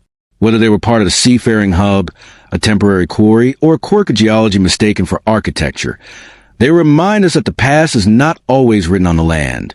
Sometimes, it lies quietly below the tide, and in the waters between Sicily and Pantelleria, the stones remain shaped by fire, salt, and time, inviting questions, resisting answers, and whispering of civilizations that may have walked the seafloor before the sea itself arrived. Beneath the cold, often choppy waters of Lake Michigan, a curious discovery lies hidden. A formation of stones arranged in a near-perfect circle, resting quietly beneath the lake's surface. Found in 2007 during a routine sonar survey by Dr. Mark Holley and his team from Northwestern Michigan College, the submerged stones generated immediate intrigue. At first glance, they seemed like little more than scattered glacial debris, but as the imaging data sharpened, a distinct pattern emerged. Large rocks, evenly spaced, forming a circle approximately 40 feet in diameter. The formation was discovered about 40 feet underwater, near the lake's Grand Traverse Bay area. Among the stones, one in particular stood out, not for its size or position, but for what appeared to be carved into its surface. A faint but deliberate engraving, seemingly etched into the rock, resembled the outline of a mastodon, a prehistoric elephant-like creature that roamed North America more than 10,000 years ago. If authentic, the carving would suggest a human presence at the site during the late Pleistocene era, potentially placing the stone circle and its creators well before known indigenous settlements in the region. The implications were staggering. A submerged stone circle, paired with Ice Age imagery, would represent a rare and possibly unique archaeological find in North America. Evidence not just of early human occupation, but of ceremonial or artistic activity deep in prehistory. It would also align with global traditions of stone circles used for ritual, seasonal tracking, or social gatherings, like those found in the British Isles or parts of Scandinavia. Yet, after the initial discovery and some media coverage, something unexpected happened. Silence. No formal excavation followed. No peer-reviewed publications confirmed the details. The site was not open to public viewing or further academic debate. In fact, information on the stone circle became increasingly difficult to verify, with much of the story lingering in online forums, interviews, and local press articles. This silence fueled rumors that the discovery had been buried, either due to institutional skepticism, fear of misinterpretation, or pressures to avoid culturally sensitive disputes. Some suggested that academic caution played a role. The evidence, while intriguing, was not conclusive. The sonar images were grainy, and the lake's murky depths made direct visual confirmation difficult. The mastodon carving, in particular, was faint, perhaps too faint to be considered definitive without further analysis. There were questions about whether the markings were truly petroglyphs or merely coincidental scratches caused by natural erosion, glacial movement, or wave action. Without physical samples or higher resolution scans, mainstream archaeology remained hesitant to treat the site as anything more than an interesting anomaly. Others believed the silence was more deliberate, that the archaeological establishment was reluctant to engage with discovery that could disrupt established timelines. A ceremonial structure built thousands of years before the commonly accepted date for complex indigenous societies in the Great Lakes region would force a reconsideration of North American prehistory. Such a find might challenge prevailing models of migration, settlement, and cultural development, especially if it came with no clear cultural context or tribal lineage to guide interpretation. But indigenous communities in the area offer another lens through which to view the site. For many Native American tribes, including the Anishinaabe, the land and waters of the Great Lakes are sacred spaces with stories stretching back far beyond written history. Oral traditions often ascribe ancestral presence on the land since time immemorial, with ceremonial practices tied to stars, animals, and seasonal cycles. The idea of sacred stone circles is not foreign to these traditions, though they are rarely discussed publicly or claimed in association with specific archaeological findings. Some tribal elders have warned against interpreting the site through a purely Western archaeological lens. They emphasize that not all places meant to be sacred were meant to be studied, excavated, or publicized. From this perspective, the silence surrounding the Lake Michigan stone circle may not be suppression. It may be protection, an effort to preserve the sanctity of a place that was never intended to be reduced to data points and timelines. Still, the desire to know persists. Researchers and enthusiasts have called for renewed exploration, suggesting that improved sonar technology, underwater photogrammetry, or remotely operated vehicles could provide clearer evidence. If the circle is man-made and the mastodon carving genuine, then the site would be among the oldest ceremonial locations in the Americas, on par with or even predating sites like Watson Break in Louisiana or Monte Verde in Chile. Skeptics continue to urge restraint. They argue that without hard evidence, carved tools, cultural debris, or stratified layers of occupation, the stone circle remains an ambiguous formation. Stone circles are powerful symbols, but they can also occur in nature, especially in glacial regions where ice sheets once deposited and organized rocks in peculiar patterns. The mastodon image, too, remains controversial. No one has yet conducted a detailed lithographic analysis or confirmed tool marks under laboratory conditions. Whether natural or crafted, the Lake Michigan stone circle occupies a unique place in the landscape of American underwater archaeology. It straddles a line between science and story, between data and belief. And as with so many submerged discoveries, it reminds us that history is often quieter than we expect, hidden in shadows, waiting patiently beneath the waves. For now, the circle rests undisturbed. The rocks remain aligned, untouched by hands, machines, or certainty. And the mastodon, whether carved in reverence, sketched by nature, or imagined by hopeful eyes, watches silently from the lake bed, a relic of a world that may never fully resurface. The islands of Malta and Gozo, perched in the center of the Mediterranean Sea, are home to some of the oldest freestanding stone structures in the world. The megalithic temples of Hagar-Kim, Najdra, Tarxian, and Gantija predate even the pyramids of Egypt, standing as silent reminders of a forgotten chapter in human prehistory. But while these monumental complexes attract scholars and tourists alike, a question has persisted quietly in the background. Could there be more? And could some of Malta's oldest temples now lie beneath the sea? During the last ice age, when sea levels were dramatically lower by more than 100 meters in some places, the Maltese archipelago looked very different. What are now islands were once part of a larger landmass, with wide coastal plains stretching out into what is now open water. Rivers carved through valleys, and human settlements likely dotted the shoreline, close to resources and trade routes. As the glaciers melted and oceans swelled, much of this land was gradually lost to the sea, leaving behind only the limestone plateaus we know today. Geologists and archaeologists agree that Malta's current geography represents only a fraction of its ancient footprint, given that the existing temples were built as early as 3,600 BCE and that they exhibit significant architectural sophistication, including altars, astronomical alignments, and decorative carvings. It is not unreasonable to imagine that earlier, more rudimentary sacred sites may have existed along those now submerged coasts. If Malta's temple building culture extended back even further in time, as some suggest, it's entirely possible that their earliest experiments in megalithic design were swept away by rising seas. Yet despite this possibility, the underwater terrain around Malta has received remarkably little attention. There are few comprehensive sonar surveys and almost no dedicated underwater archaeological missions focused on locating submerged temple sites. The reason isn't a lack of curiosity. It's a lack of funding, political will, and research infrastructure. Malta, though rich in heritage, has limited resources to explore the deeper sea, and international interest in such projects often gravitates toward more dramatic or better-funded locations. This neglect has allowed room for myths and legends to fill the silence. One of the most enduring stories comes from references to the Hyblaean temples, massive, mysterious stone structures mentioned in ancient Mediterranean lore. Though traditionally associated with Sicily's southeastern region, some versions of the myth suggest these temples may have stretched further across the sea, perhaps even to Malta. The connection is tenuous, but tantalizing. The Hyblaean myth describes temples built by giants or by a lost civilization, constructed in harmony with the stars and later swallowed by the sea. On Malta itself, local legends speak of giants who once roamed the land and built the temples using strength beyond human capability. The Gantija complex on Gozo, literally place of the giants, is named after this belief.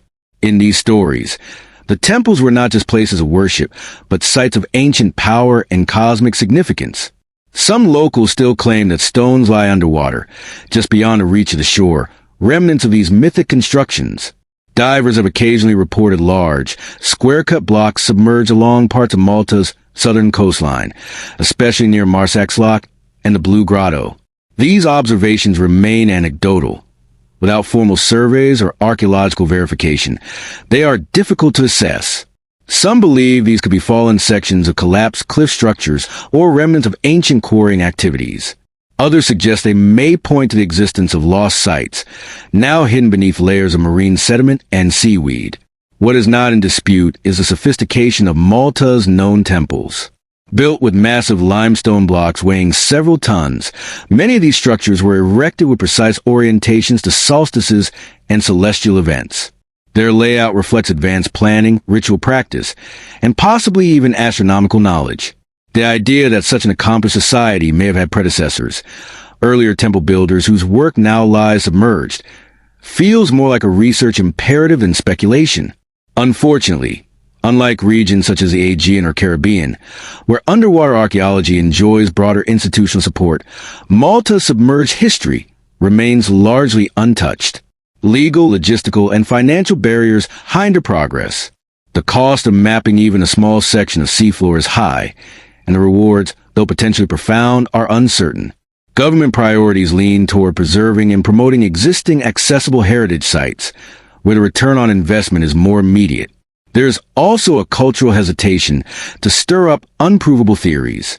Malta's history is already rich and well documented, and many archaeologists are cautious about appearing to chase myths. Without hard evidence, they risk undermining the credibility of their work. As a result, the mystery of the submerged megaliths is often relegated to the margins, discussed quietly, pondered in theory, but rarely pursued in the field. Yet the allure of what lies beneath remains. If even one ancient structure could be confirmed underwater, It would extend the timeline of Maltese prehistory and suggest that the island's temple tradition was more expansive than currently understood. It might also offer rare insight into how early humans adapted to changing environments, building along the coast, then retreating inland as the waters rose. For now, Malta's underwater megaliths remain a possibility, a theory supported by geography, hinted at in myth, but unproven by science. They rest beneath waves that shimmer with sunlight and memory, stones hidden by time, silence, and a sea that has covered more than just land. It has buried the beginnings of stories we may never fully recover. And still, they may be there, waiting. In the far north of Scotland, where wind and water shape the coastline with relentless force, the Orkney Islands have long been known as a cradle of Neolithic civilization. Here, some of the most significant and best-preserved prehistoric structures in Europe stand. Stone circles, chambered tombs, and ceremonial complexes that hint at a sophisticated society thousands of years old. Sites like Skara Brae, the Ring of Brodger, and the Ness of Brodger have captivated archaeologists and historians alike. But just beyond the reach of these famous landmarks, beneath the surrounding seas, there may be more structures that lie submerged, partially buried by silt and tides, marking a lost connection between land and sea. The Orkney archipelago was very different in the Neolithic era. Around 5,000 years ago, lower sea levels meant that many of the islands were joined by dry land or wide causeways. The land stretched farther into what is now open water, forming a landscape of hills, marshes, and flat plains. This extended coastline would have been ideal for farming, settlement, and ritual life. As climate patterns shifted and sea levels gradually rose, parts of this ancient landscape were flooded, severing connections and submerging any structures built too close to the edge. It wasn't until recent years, however, that underwater clues began to surface. In 2019, after a series of violent storms lashed the coast, local researchers and residents reported the appearance of unusual stone formations in the shallows near the Bay of Skyle and along the coastlines of mainland Orkney. In some locations, low tides and storm erosion reveal flat flagstones, aligned stones, and what appear to be ancient pathways leading into the sea. These features strongly resemble the flagstone pavements used in Neolithic buildings on land, like those at Skara Brae. Divers investigating the shallow waters around these areas found more evidence. Stone alignments at right angles, arranged in patterns inconsistent with natural rock formations. Some formations appear to be foundations, while others suggested possible walls or enclosures, now broken and scattered. Although still in early stages of study, these underwater features have raised the possibility that parts of Orkney's Neolithic complex extended beyond the current shoreline, and that rising seas erased or concealed entire chapters of its story. This theory gained strength when viewed alongside Orkney's terrestrial archaeological record.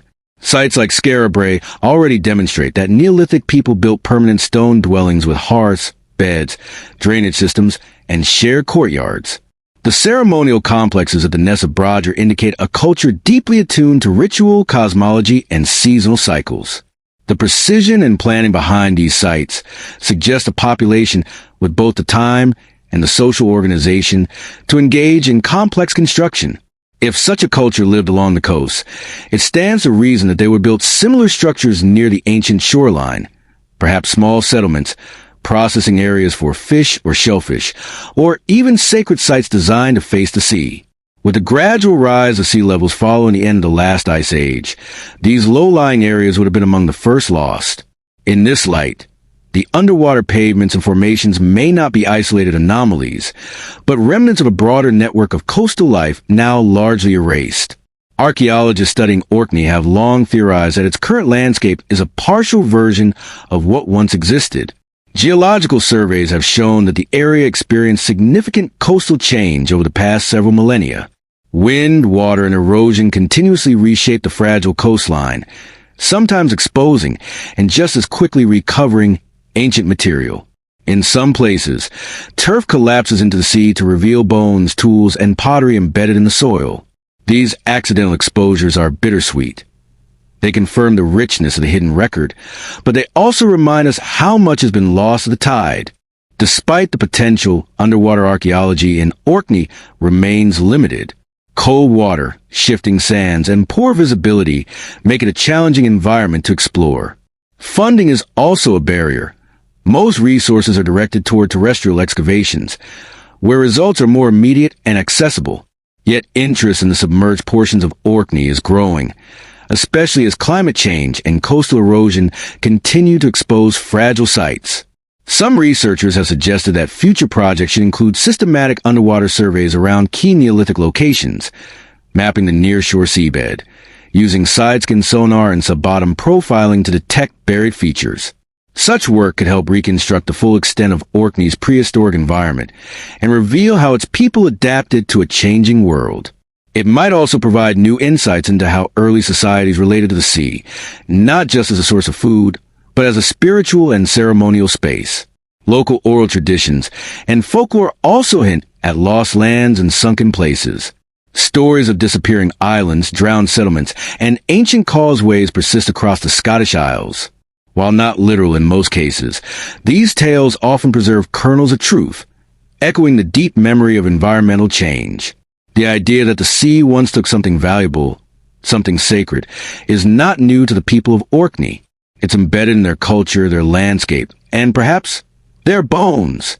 Whether the submerged structures prove to be walls, paths, or simply display stones, they represent a frontier of history still unfolding. They speak to a time when the boundary between land and sea was not fixed, when people built along the edge of certainty, unaware that their world was slowly slipping away. They remind us that archaeology does not end at the shoreline, and that the sea is not just a force of destruction. It is also a vault, preserving fragments of the past in cold, quiet darkness. For now, the underwater structures of Orkney remain largely unmapped, half seen through storms and speculation. But each year, as the coastline changes and the tides move, new clues emerge. And with each stone uncovered, a little more of Orkney's ancient voice returns. Steady, weathered, and waiting to be heard once again. In the vast stretch of the Atlantic Ocean between mainland Europe and the Americas, a chain of volcanic islands rises from the seafloor, the Azores. Remote, rugged, and geologically young, these Portuguese islands have long been steeped in mystery. Their mid-ocean location and volcanic origins make them a place of natural wonder. But in recent years, whispers of something more, something ancient and man-made, have surfaced from the deep. Sailors, amateur researchers, and sonar teams have reported the presence of massive pyramid-like structures resting on the ocean floor near the islands. These reports have sparked a new wave of fascination, as some suggest these submerged forms could be the remnants of a forgotten civilization, perhaps even the legendary Atlantis. The most well-known claim came in 2013, when a Portuguese sailor and businessman named Diocletiano Silva announced that he had discovered a perfectly symmetrical pyramid beneath the sea between the islands of São Miguel and Terceira. Using sonar scanning equipment aboard his boat, Silva captured images showing what appeared to be a four-sided pyramid with a square base and smooth, evenly sloped sides. According to his measurements, the structure stood over 150 feet tall and covered an area of roughly 8,000 square meters. He described it as being aligned to cardinal directions, similar to the pyramids of Egypt. Silva's announcement drew both curiosity and skepticism. Images of the sonar scan circulated in the media, and quickly, speculation exploded. Some theorized that the pyramid was a lost temple or ceremonial site built by a seafaring civilization that existed before the end of the last ice age. Others went further, linking the structure to Atlantis, suggesting that the Azores, positioned along the mid-Atlantic ridge, might be the surviving peaks of a once great island empire described by Plato. The Atlantis connection has long been tied to the Azores. Plato's dialogues, written over 2,000 years ago, describe a powerful island nation beyond the Pillars of Hercules, generally believed to refer to the Strait of Gibraltar, that sank beneath the waves in a single day and night of catastrophe. For centuries, various locations have been proposed as a possible site of Atlantis, from the Caribbean to Antarctica. The Azores, sitting on a tectonic fault and surrounded by deep water, offer a compelling geographic candidate for those inclined to take Plato's story literally. But the scientific community has approached the pyramid claims with caution, if not outright dismissal. The Portuguese Navy and regional scientific institutions were quick to point out that no verified expedition had confirmed the structure's existence. Some marine geologists suggested that the sonar image could be a misinterpretation caused by software artifacts or seafloor irregularities. Others noted that underwater volcanic formations, particularly in tectonically active regions like the Azores, can produce surprisingly geometric shapes through natural processes. Subsequent surveys in the area have not replicated Silva's findings conclusively. No physical samples have been retrieved.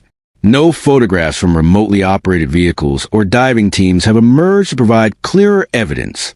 For many in academia, the lack of tangible, peer-reviewed data places a pyramid squarely in the realm of anomaly rather than archaeology. It is a shape on a screen, a suggestion without confirmation. Yet the story has refused to die. Reports of underwater structures in the region date back decades. Fishermen have long spoken of unusual shapes rising from the depths, sometimes catching their nets or appearing suddenly on depth finders. Independent sonar teams, some working without institutional backing, claim to have seen similar formations, angular features, raised platforms, or unnatural-looking ridges on the seabed. While these findings remain fragmentary, they contribute to a growing narrative that something may lie beneath the Atlantic near the Azores, waiting to be fully understood. The challenge lies not just in interpretation, but in access. The waters around the Azores are deep, unpredictable, and subject to strong oceanic currents. Mounting a full-scale underwater archaeological expedition in this environment requires significant funding, specialized equipment, and cooperation from multiple governments. With limited resources, most marine research in the region focuses on volcanology, seismic monitoring, or ecological studies. The idea of investigating a possible pyramid on the basis of sonar speculation does not rank high on institutional agendas. Still, proponents of the theory remain undeterred. They argue that mainstream science is too conservative, too bound by existing paradigms to investigate anomalies that might challenge accepted timelines. They point to the fact that many underwater ruins, like the cities near Dvarka or the structures off the coast of Japan, were once dismissed until more evidence surfaced. They believe that the reluctance to explore such sites stems from aversion to rewriting history, especially when doing so might validate ideas long considered fringe or pseudoscientific. Others are more moderate. They do not claim to have found Atlantis, but suggest that early human societies may have been more advanced than traditionally believed. During the last ice age, with sea levels hundreds of feet lower, land now submerged may have been inhabited. If people built coastal settlements or monuments near ancient shorelines, many of those sites would now be underwater, possibly preserved, but inaccessible without deep-sea technology. What is missing from the Azore story is follow-through. Without more scans, high-resolution imaging, or physical exploration, the pyramid remains in limbo, a shape seen by some, denied by others, and ultimately unproven. It is possible that the formation is nothing more than an oddly symmetrical ridge or a quirk in sonar data. But it is also possible, however remote, that something was built there once, something we no longer remember, shaped by hands that disappeared along with their island. Until such time as the team returns with cameras, tools, and the will to explore, the Pyramid of the Azores will remain what has always been, a question suspended beneath the waves, a possibility, a provocation. And in the cold, deep waters of the Atlantic, the shape still waits, real or imagined, ancient or illusion, carved by human will or born of volcanic fire, silent beneath the shifting blue. In the heart of Southeast Asia, beneath the tropical seas that now separate the islands of Indonesia, Malaysia, Thailand, and the Philippines, lies a drowned landmass that once connected much of the region. Known today as Sunderland, this ancient expanse was not a myth, but real geological formation, a vast continental shelf that was above sea level for tens of thousands of years. It provided fertile plains, sprawling river systems, and coastal habitats that supported early human life. But as the Ice Age ended and glaciers melted, Sunderland disappeared beneath the rising seas, leaving behind only fragments of its former self in the form of scattered islands and submerged shorelines. Around 20,000 years ago, during the last glacial maximum, sea levels were more than 100 meters lower than they are today. This exposed enormous tracts of land across what is now the Sunda Shelf. Sumatra, Java, Borneo, and the Malay Peninsula were all part of a single continuous landmass, joined by rivers that flowed through lush valleys and estuaries. For early humans, this was a paradise, abundant in food, fresh water, and raw materials. Archaeological evidence indicates that Homo sapiens inhabited the region during this period, along with other human species like Homo erectus and the mysterious Denisovans. As the Earth warmed and ice sheets began to retreat, seas rose rapidly, drowning coastal lowlands and transforming Sunderland into an archipelago. In just a few thousand years, entire ecosystems vanished. Populations that once lived inland found themselves clinging to shrinking uplands or migrating to new regions. This dramatic transformation has left only traces of the world that once was, buried beneath sediment, coral, and centuries of shifting currents. Despite its physical disappearance, Sunderland remains a focal point for scientists, historians, and cultural theorists. The idea that an entire continent, rich in biodiversity, human activity, and potential civilization, could vanish beneath the sea and leave so little behind is both tantalizing and troubling. Some researchers argue that our understanding of Southeast Asia's prehistoric cultures is incomplete precisely because so much of their original territory is now underwater. Sonar scans and geological surveys have revealed what appear to be ancient river channels, lake basins, and even possible settlement patterns beneath the shallow seas of the Sunda Shelf. One area of particular interest is the Gulf of Thailand, where submerged river valleys hint at a once thriving landscape. Similar findings in the Java Sea suggest that early humans may have built communities along coastlines that are now lost to history. While no definitive megalithic structures have yet been found, scattered tools, fossils, and shell middens recovered from offshore locations point to human activity near these vanished shorelines. For maritime archaeologists, Sunderland is a potential treasure trove, an untouched archive of early human adaptation, migration, and ingenuity. The people of Sunderland were not isolated. They moved, traded, and possibly even sailed. There's increasing evidence that early seafaring in this region predates similar developments in the Mediterranean by several thousand years. Simple boats and rafts may have allowed these early populations to navigate between islands, hunt marine life, and transport goods long before written records began. This possibility ties closely with regional myths that speak of a lost homeland beneath the waves. In many Austronesian cultures, there are stories of ancestral lands swallowed by the sea, lush islands where people once lived in peace, only to be forced away by great floods. One of the most enduring interpretations of these stories is the myth of Lemuria, a supposed lost continent in the Indian or Pacific Ocean, first proposed in the 19th century as a hypothetical explanation for similar flora and fauna across distant regions. Though Lemuria has since been dismissed as a scientific construct, the symbolic power of a drowned homeland persists. Some modern researchers and writers link Lemuria to Sunderland, arguing that the myth may be a cultural memory passed down through oral tradition. They propose that Lemuria wasn't a singular, fantastical continent, but collective memory of the real and gradual loss of Sunderland, a time when entire landscapes disappeared and ancient communities were forced to adapt or perish. Mainstream academia remains cautious. While the geological history of Sunderland is well documented, claims of advanced civilizations or complex architectural structures beneath the sea remain unproven. Critics argue the evidence thus far supports early foraging and migration, but not organized societies or lost cities. Without monumental ruins or written records, much of Sunderland's history remains speculative. Still, there is growing interest in conducting more comprehensive surveys. Technologies such as sub-bottom profiling, underwater LiDAR, and high-resolution sonar are making it increasingly possible to detect buried features beneath the seafloor. The challenge lies in prioritizing research in a region often overlooked in favor of more famous ancient sites like Mesopotamia or the Nile Valley. Funding, political coordination, and logistical constraints have slowed exploration, leaving much of the Sunda Shelf untouched by modern archaeology. Meanwhile, local communities continue to preserve stories that echo with the rhythm of loss. In parts of Indonesia and the Philippines, tales of islands that vanish in great floods persist in folklore.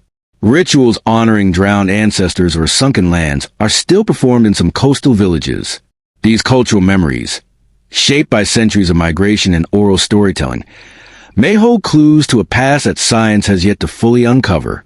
What makes Sunderland's story so compelling is its scale. This was not a single city or isolated community. It was an entire continent-sized region, home to diverse ecosystems and human cultures. Its submersion wasn't sudden like a cataclysm. It was a slow, creeping erasure that unfolded over generations. And in that slow vanishing lies one of humanity's great unanswered questions. What do we leave behind in the waters we no longer see? The Sunda shelf remains quiet today, its sunken plains covered in coral, sediment, and time. But beneath that silence may rest the foundations of civilization we've only begun to imagine. As the seas rose, the land slipped away. But the story, the memory, remains, waiting to be told in stones, sediments, and echoes carried on ocean currents. Sonar scanning has become one of the most essential tools in underwater exploration. From mapping the ocean floor to identifying shipwrecks and potential archaeological sites, sonar provides a way to see where the human eye cannot. In places too deep, too dark, or too turbid for divers to explore safely, sonar offers a method of visualizing structures hidden beneath the waves. But as powerful as it is, sonar technology has its limitations. And in the world of underwater archaeology, those limitations often make the difference between discovery and deception. At its core, sonar, short for sound navigation and ranging, works by sending out sound waves from a transmitter, which travel through the water until they strike an object. These sound waves then bounce back to a receiver, and the time it takes for the echo to return is used to determine the distance to the object. By sweeping a wide area and collecting echoes from many angles, sonar systems can produce detailed images of the seafloor, forming topographical maps and three-dimensional reconstructions. There are different types of sonar used in exploration. Side-skin sonar is perhaps the most common in archaeological surveys. It sends out fan-shaped pulses from both sides of a towed unit, allowing for a broad view of the terrain. Multi-beam sonar, which sends multiple beams at various angles, produces high-resolution depth maps and is frequently used for detailed topographic modeling. Sub-bottom profilers go a step further by sending sound waves beneath the seafloor surface, detecting buried layers and objects hidden by sediment. While these tools are incredibly useful, interpreting their data requires expertise and caution. Sonar images are not photographs. They are acoustic reflections that must be processed and interpreted. The human brain, always eager to find patterns, can misread these reflections easily. Shadows created by large objects, odd angles, or uneven terrain can produce shapes that look artificial, rectangles, circles, pyramids, when in reality, they may be nothing more than natural outcrops or debris fields. Fish and other marine life can also cause distortions. A school of fish might scatter a sonar beam, producing a shape that mimics a structure. Debris like fishing nets, lost cargo, or biological growth can add irregular textures to a scan. Even the seafloor itself, shaped by thousands of years of erosion, glaciation, and tectonic movement, can create symmetrical patterns that fool both sonar and the people interpreting its data. One of the most common pitfalls is the false positive, a reading that appears to show something meaningful but, upon closer inspection, reveals nothing of archaeological value. A cluster of rocks arranged by currents might resemble the foundation of a wall. A sand dune carved by steady currents could look like a paved road. Underwater caves might appear as square entrances or geometric voids. Without physical confirmation, dive footage samples, or high-resolution scans, these impressions can lead to misleading conclusions. This challenge becomes even more complex when enthusiasm meets ambiguity. Many of the most publicized discoveries in underwater archaeology come from sonar scans that are open to interpretation. The Baltic Sea anomaly, for example, was based on sonar data that suggested a symmetrical, disc-like object, but later analysis questioned the quality and accuracy of the scan. Similar cases, such as the alleged underwater pyramids near the Azores or Cuba, often rely on sonar images presented without context, scale, or peer-reviewed verification. The issue is not with sonar itself. It is with a narrative built around incomplete data. In the absence of confirmation, speculation fills the void.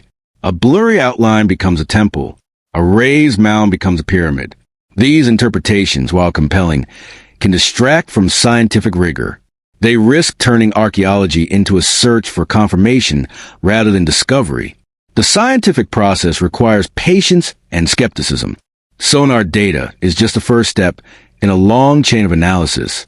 Once a structure is detected, it must be mapped precisely, revisited under different conditions, and, ideally, explored by diverse or remotely operated vehicles, ROVs. Physical artifacts, pottery, tools, carvings, bones, must be recovered and analyzed in laboratories. Carbon dating, stratigraphy, and sediment analysis help place the find within a reliable historical context. Without this multi-step process, a sonar anomaly remains just that, an anomaly. Unfortunately, this slow, methodical approach does not always align with public excitement or media attention. The idea of a lost city beneath the sea is far more thrilling than the reality of spending years analyzing sediment layers or cataloging broken stone. As a result, sonar images are sometimes used out of context to support grand theories, often without sufficient supporting evidence. This blurring of lines between science and storytelling creates confusion and undermines legitimate research. Still, sonar remains indispensable in underwater archaeology. When used carefully, it can reveal sunken ships, ancient harbors, and submerged villages with remarkable precision. It has helped locate dozens of historically significant wrecks, from World War II submarines to Bronze Age cargo vessels, and has uncovered lost landscapes that tell the story of human migration and adaptation. In some cases, sonar has led to extraordinary discoveries. Off the coast of Israel, sonar scans helped identify the 9,000-year-old village of Yam, now submerged beneath the Mediterranean. In the Black Sea, sonar mapping has revealed ancient shorelines and submerged river valleys, offering clues to prehistoric human settlement. In these cases, sonar was followed by physical exploration, corroborated by artifacts, structures, and environmental data that left little room for doubt. The lesson is not that sonar scans are unreliable. It's that they are a beginning, not an end. They point to possibilities, not conclusions. They must be approached with equal parts curiosity and caution, especially when the findings challenge established history or lie in regions prone to misinterpretation. Ultimately, the promise of sonar lies in its ability to guide us, not approve or disprove a theory on its own, but to lead us toward deeper investigation. It is a tool of potential, best wielded by those who understand both its strengths and its limits. And so, the sea continues to yield its echoes. Some will prove to be ancient harbors, sunken roads, or ceremonial sites. Others will be illusions, shadows of rock and time, shaped by currents mistaken for stories. The difference lies not in the data, but in the discipline of how we choose to read it. Myths have always guided human imagination, shaping our understanding of the world long before maps and measurements took over. When it comes to underwater exploration, those ancient stories take on a new kind of power, fueling curiosity, framing discoveries, and sometimes even predicting what lies hidden beneath the waves. Names like Atlantis, Lemuria, and Kumari Kandam don't just belong to legend. They become informal compass points in the search for submerged worlds, lost civilizations, and forgotten coastlines. But as with all mythology, the line between metaphor and evidence is blurry. Still, the role of myths in underwater exploration is undeniable, and often it's those old stories that lead us to the right questions.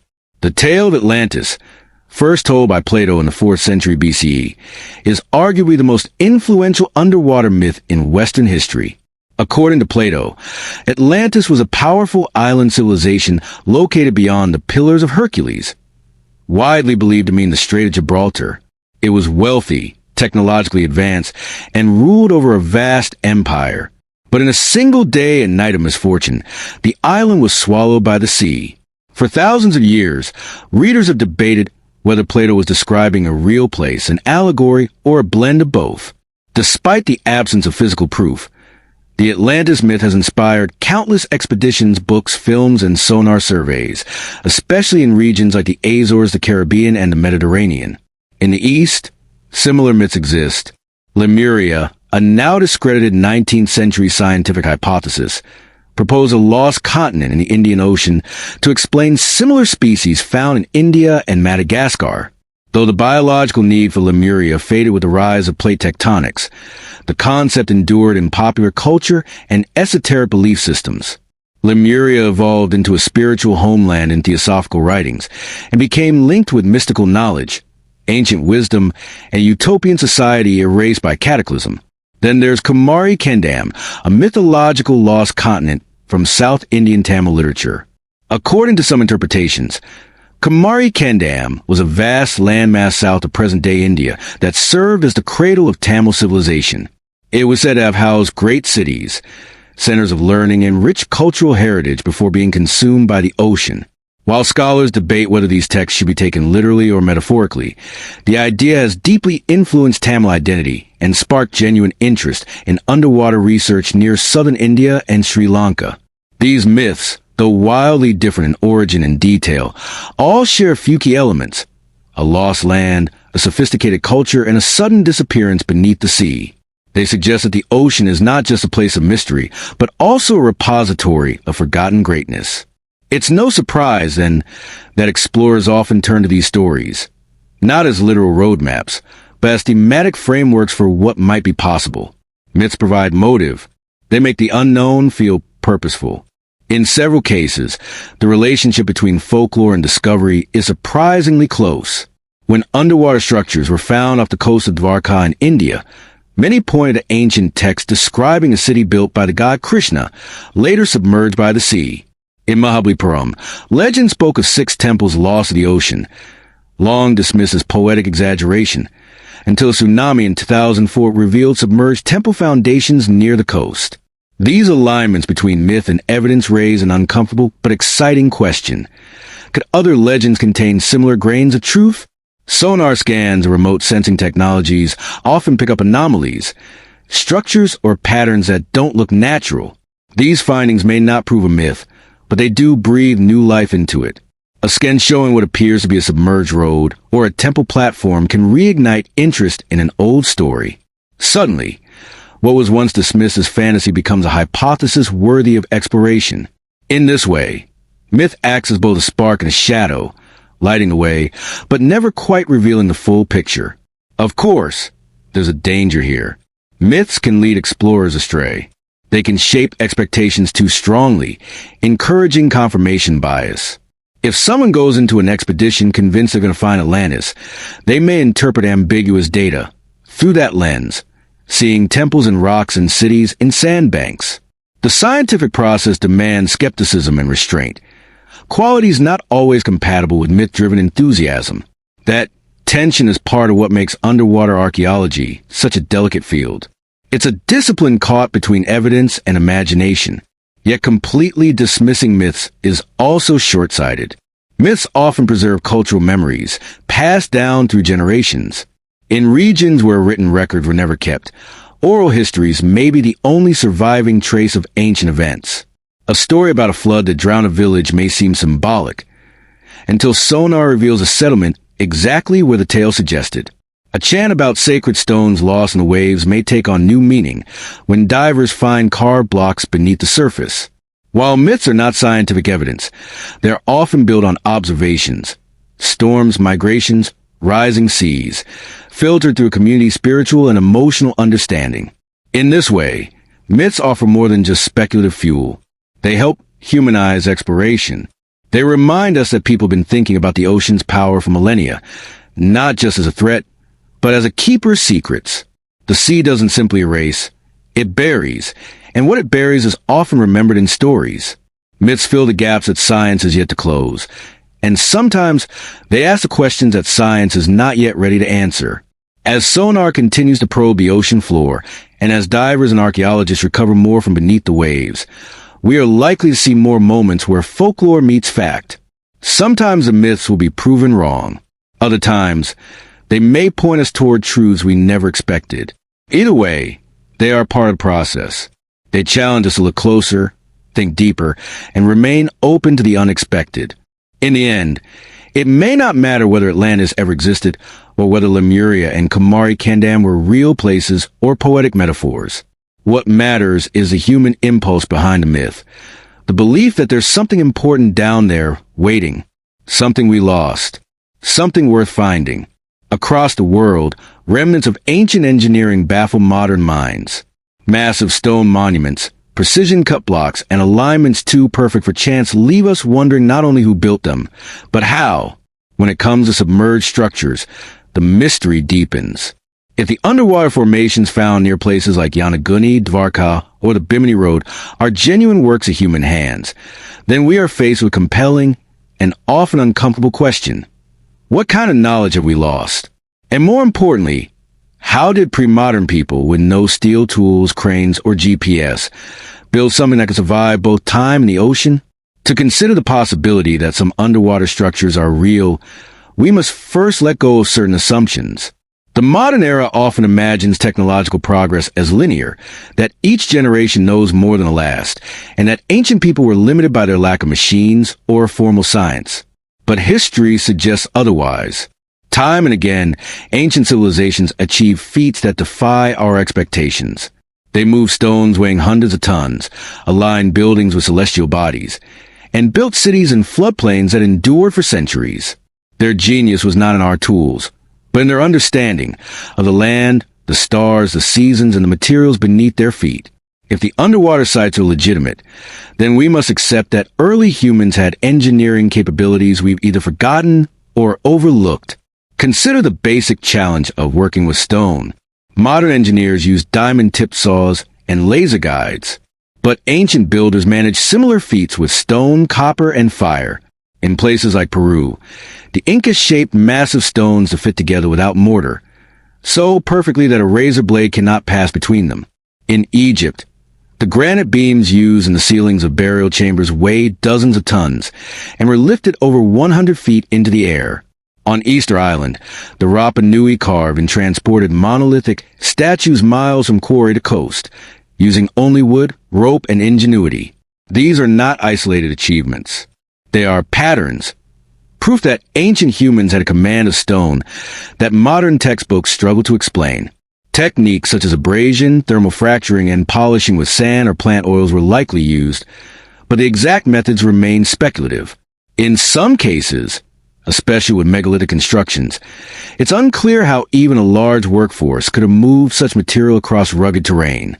If underwater builders had similar abilities, their work would have required just as much planning, experimentation, and mastery of local conditions. Then there's the issue of waterproofing. If structures were intended to be near or within water, like seawalls, harbors, or tide temples, they had to resist erosion and structural collapse. The Romans mastered concrete that could set underwater, a formula lost for centuries and only recently recreated. Is it so far-fetched to imagine that earlier cultures also developed durable building materials or coatings? Many submerged structures show signs of having been built on dry land, later swallowed by rising seas. But even so, the ability to construct in unstable or marshy coastal zones would have demanded a level of engineering awareness not usually credited to early societies. Another striking aspect is alignment and orientation. Many ancient sites, on land and possibly underwater, appear to align with astronomical events, solstices, equinoxes, star risings. This suggests not just engineering skill, but an understanding of geometry, astronomy, and long-term cycles.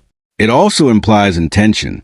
If an underwater structure was oriented toward the sunrise on a solstice 10,000 years ago, for instance, it gives weight to the argument that it was deliberately placed, not the result of random geology. It also dates the builders back much further than most current historical timelines allow. This is where comparative archaeology becomes valuable. While each ancient site has unique features, the global similarities are too strong to ignore. Across continents and cultures, massive stonework appears, often with limited or no written record, and often in coastal or riverine zones vulnerable to erosion or flooding. In Easter Island, statues were buried up to their shoulders by centuries of soil, hiding their full form. In Peru, entire cities were built to survive seismic activity using interlocking polygonal stone blocks. In Egypt, the alignment of pyramids with Orion's belt has been the subject of extensive research and debate. Could similar techniques or even similar motivations have driven submerged constructions? Were these maritime cultures building temples to honor sea deities, aligning them with tides and stars? Were they constructing infrastructure, docks, quays, sea walls, that later collapsed under environmental stress? Or were they creating ceremonial centers at the edge of the known world, meant to impress, to gather, or to mark the rhythms of life and death? The problem is that so much of this knowledge is lost. With no blueprints, no instruction manuals, and often no inscriptions, we're left with the stones themselves, silent, immovable, and enduring. Oral traditions may preserve fragments, but many ancient cultures were erased by conquest, colonization, or climate change. What remains is often filtered to the biases of modern interpretation, which tend to dismiss outliers as hoaxes, accidents, or misidentifications. And yet, not every unexplained structure is a coincidence. As sonar and diving technologies continue to improve, we may find more submerged sites that force us to rethink what ancient humans could do. We may discover construction patterns that match those on land, shared symbols, ratios, or orientations. We may find that different cultures arrived at the same solutions independently, or that lost seafaring civilizations once linked distant regions before the sea claimed their roads and temples. In some ways, the idea of forgotten engineering is more profound than the myth of a single lost civilization like Atlantis. It suggests a collective human capacity, spread across time and space, to solve complex problems with elegance, insight, and skill. That capacity didn't vanish. It was buried, drowned, or dismissed, and now it's beginning to resurface. If the underwater structures are real, they don't just challenge archaeology. They challenge our sense of progress, our faith in linear history, and our confidence in what we think we know. They ask us to imagine a past that was not primitive, but profound, not simple, but skilled. A past where people shaped the earth, moved the oceans, and built things to last not decades, but millennia. And if those people could do all that, then maybe the question isn't what have we lost? Maybe it's what haven't we yet rediscovered? Salt water is both a destroyer and a preserver, a paradox that defines the fate of anything left beneath the ocean. When ruins vanish under waves, some disintegrate in just a few decades, while others remain almost untouched for thousands of years. It's a mystery of chemistry, biology, and environment. In the world of underwater archaeology, understanding how salt water interacts with stone, metal, and organic material is essential, not just for interpreting what remains, but for explaining what no longer does. The ocean doesn't treat every artifact the same. Some it dissolves, others it hides, and a rare few it keeps almost perfectly intact. At the most basic level, salt water is a highly corrosive environment. It contains dissolved salts, minerals, and microorganisms that accelerate chemical reactions, particularly on materials like metal, wood, and certain types of stone. When objects are submerged, the constant movement of water, combined with salinity, can wear down surfaces, open up cracks, and allow microscopic organisms to enter and expand. Over time, this leads to erosion, fragmentation, and total loss. But water isn't uniform. The rate at which something decays underwater depends on multiple factors, including depth, temperature, current strength, and biological activity. In warm, shallow coastal zones, salt water is more active. The temperature speeds up chemical reactions, currents move abrasive sand, and silt against structures, and marine life thrives. Coral, algae, and shellfish can rapidly colonize surfaces, weakening them over time. In these environments, a stone wall or wooden beam might only survive for a few centuries, sometimes less. On the other hand, in deeper, colder, and darker waters, the rate of decay can slow dramatically. Oxygen levels drop, biological activity diminishes, and fewer waves disturb the seafloor. In some deep-sea locations, shipwrecks over 2,000 years old remain astonishingly well preserved, protected by the very stillness of the abyss. Organic materials like leather, rope, or human remains, which would decompose quickly on land or in shallow seas, may remain intact in these frozen zones. In such environments, the ocean becomes a kind of time capsule. Stone is particularly unpredictable in salt water. While stone seems durable on land, underwater it's constantly assaulted by both physical and chemical forces. Soft stones, like limestone, sandstone, or coral-based materials, are more vulnerable to dissolution.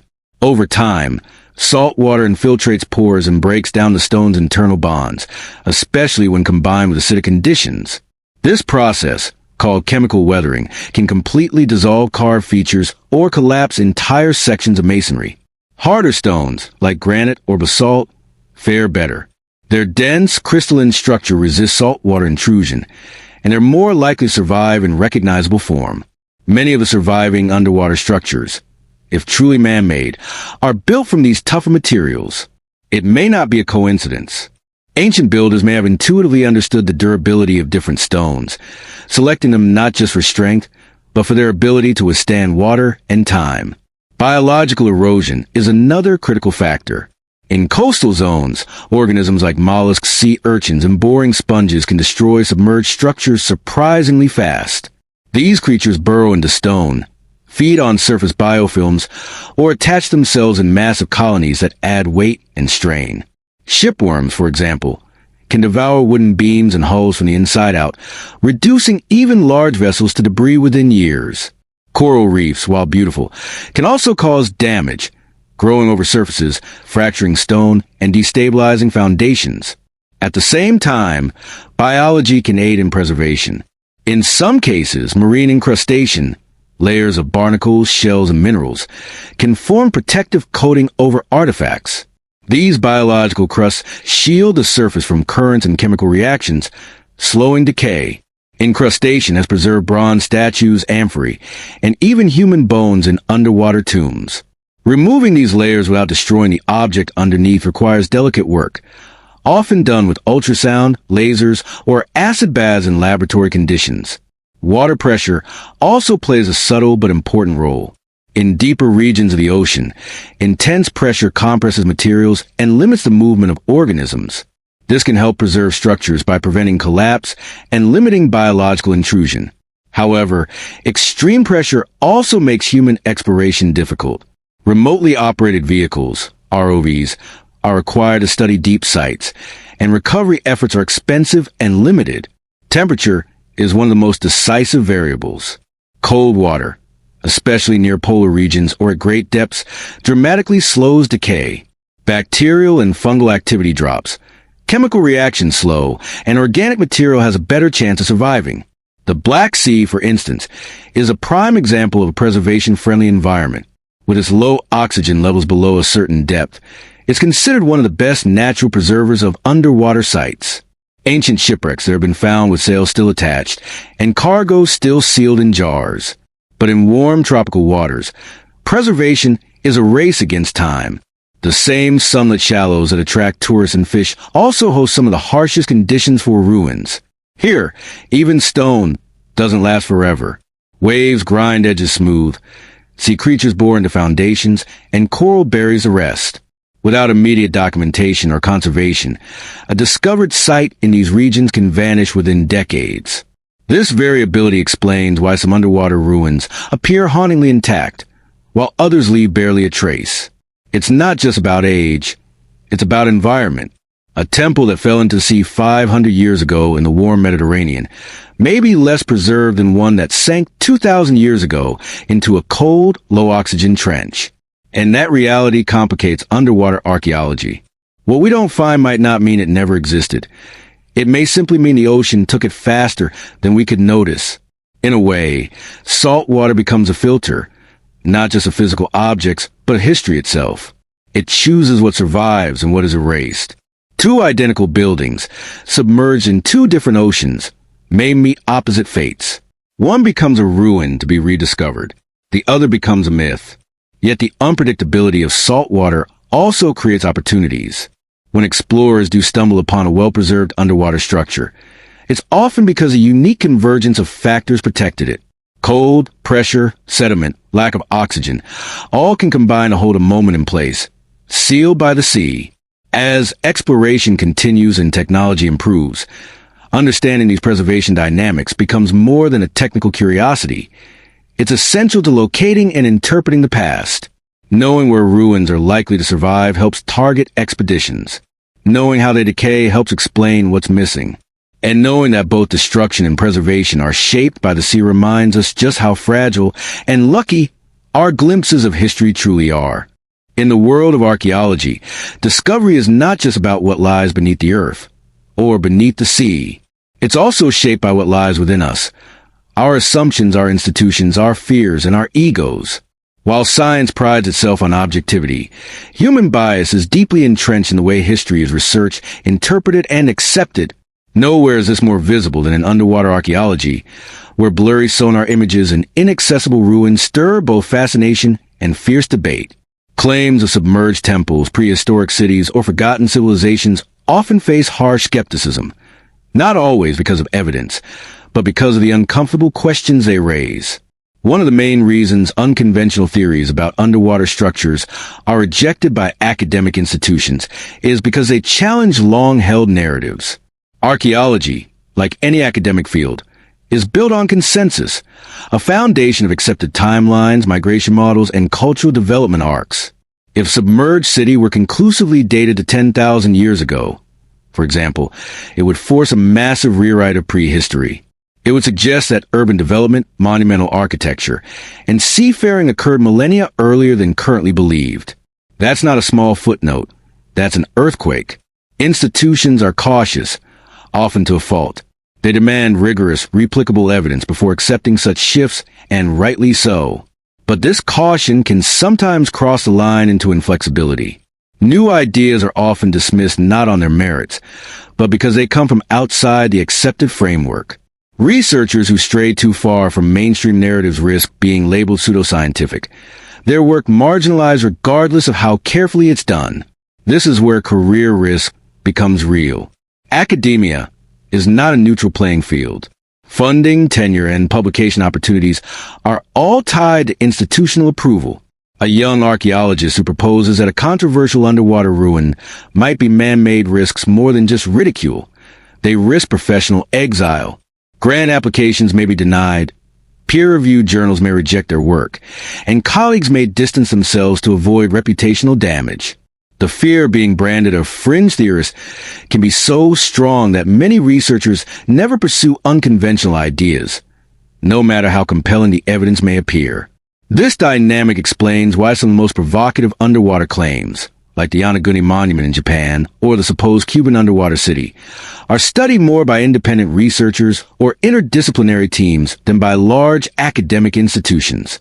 These investigators, sometimes with backgrounds in geology, marine biology, or even engineering, are often more willing to explore non-traditional hypotheses. But without institutional backing, their work often remains in the shadows, debated more in documentaries and forums than in peer-reviewed journals. Beyond professional conservatism, there is a deeper, more pervasive issue at play: Eurocentrism and historical narratives. For centuries, history has been written and interpreted largely through a Western lens. This has led to a subtle but powerful bias, a tendency to assume that advanced civilization originated in Europe or the Near East, and that other regions developed only in response to those centers of culture.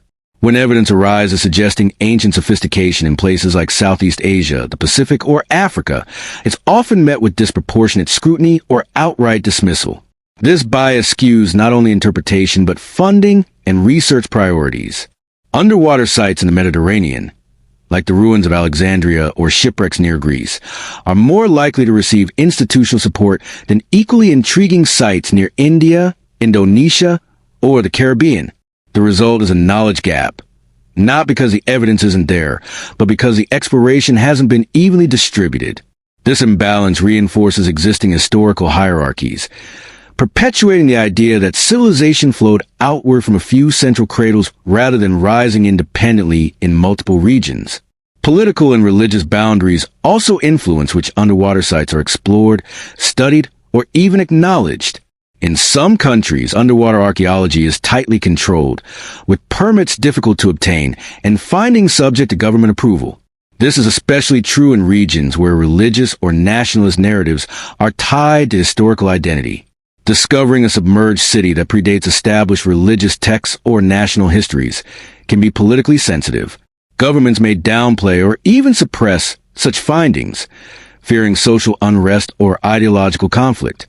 For example, underwater ruins near Dwarka, India, have sparked intense debate not only about their age and origin, but about their implications for Hindu mythology. If these structures are indeed remnants of the city of Krishna, as some believe, it would lend tangible support to ancient texts long considered allegorical. But mainstream archaeologists hesitate to confirm such claims without overwhelming evidence, wary of religious and political appropriation. Similarly, in the Middle East or Southeast Asia. Archaeological interpretations are often filtered through present-day national agendas, complicating the search for objective truth. These political and cultural pressures can also influence how findings are interpreted for the public. In many cases, institutions craft narratives that avoid controversy, emphasizing trade, migration, or environmental change while downplaying implications that suggest lost civilizations or unexplained technological capabilities. The goal is to maintain credibility and avoid feeding conspiracy theories. But the result could be a form of censorship, where valid questions are left unasked and alternative possibilities are prematurely ruled out. All of this points to a central truth. Archaeology, and especially underwater archaeology, is not just about the past. It is about the present, how we see ourselves, how we structure authority, and how we define what counts as truth.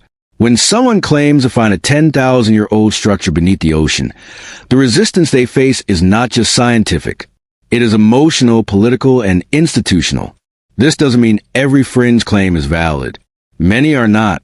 The field is full of misidentifications, exaggerated findings, and outright fabrications. But rejecting all unconventional ideas outright, especially those coming from non-Western voices or independent researchers, is equally unscientific.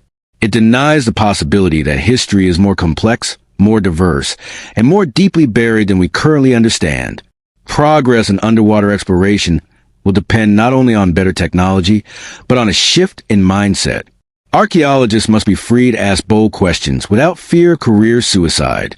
Institutions must learn to distinguish between curiosity and crackpottery. And the public must be trusted with the full ambiguity of history, including the fact that we don't have all the answers yet. Only then can we begin to see what might truly lie beneath the surface, not just in the ocean, but in ourselves. When it comes to underwater discoveries, most people will never dive to the bottom of the sea or read dense sonar charts. Instead, they encounter these mysterious finds through images, illustrations, documentaries, computer-generated reconstructions, and artistic impressions. These visualizations serve a vital purpose. They make the invisible visible, but they also come with a cost.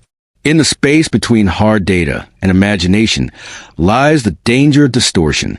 Whether deliberate or accidental, artistic interpretations often shape public perception far more powerfully than raw measurements ever could. In underwater archaeology, where most structures are difficult to access, poorly lit, or buried under sediment, visuals become the dominant way stories are told. Sonar scans, for instance, produce grainy black and white outlines that require expert interpretation. A line of uneven stones might be a road, or it might be natural rock. But when a digital artist transforms a scan into a gleaming 3D model of a paved boulevard, complete with torches and statues, the ambiguity disappears. The public sees not a theory, but a fact, etched in pixels and color with drama. This is both the strength and the weakness of visualization. It bridges the gap between data and imagination, making abstract findings accessible and emotionally engaging. A viewer can understand scale, layout, and possible usage much more easily when shown a rendered fly-through an ancient submerged city than when reading bathymetric graphs. It inspires wonder, curiosity, and sometimes even funding. Many expeditions owe their existence to the excitement stirred by powerful visuals in the media. But the danger is that these images often drift too far from the evidence. Artistic reconstructions are sometimes based on a few sonar reflections or fragmented foundations, with entire walls, roofs, and statues filled in from the artist's imagination. In some cases, the reconstructions are built on assumptions about culture, technology, or even architectural style that have no basis in the data. A square formation under the ocean might become a full-scale temple in animation, complete with carvings, staircases, and religious symbols, all of which were never found and may never have existed. This is especially common in documentaries and YouTube videos that cover topics like Atlantis, Lemuria, or other submerged mysteries. To capture attention, producers often lean into dramatization, using cinematic lighting, grand music, and voiceovers that present speculation as certainty. These visual treatments can be thrilling, but they frequently skip over the key fact. We don't really know what we're looking at. The difference between a rock shelf and a temple foundation might be inches or interpretation. There are several high-profile examples of this tension between CGI and measurement. The Yonaguni Monument, for example, has been portrayed in numerous documentaries with slick digital overlays showing stairs, plazas, and even statues. Yet the original structure, viewed without enhancement, is far more ambiguous.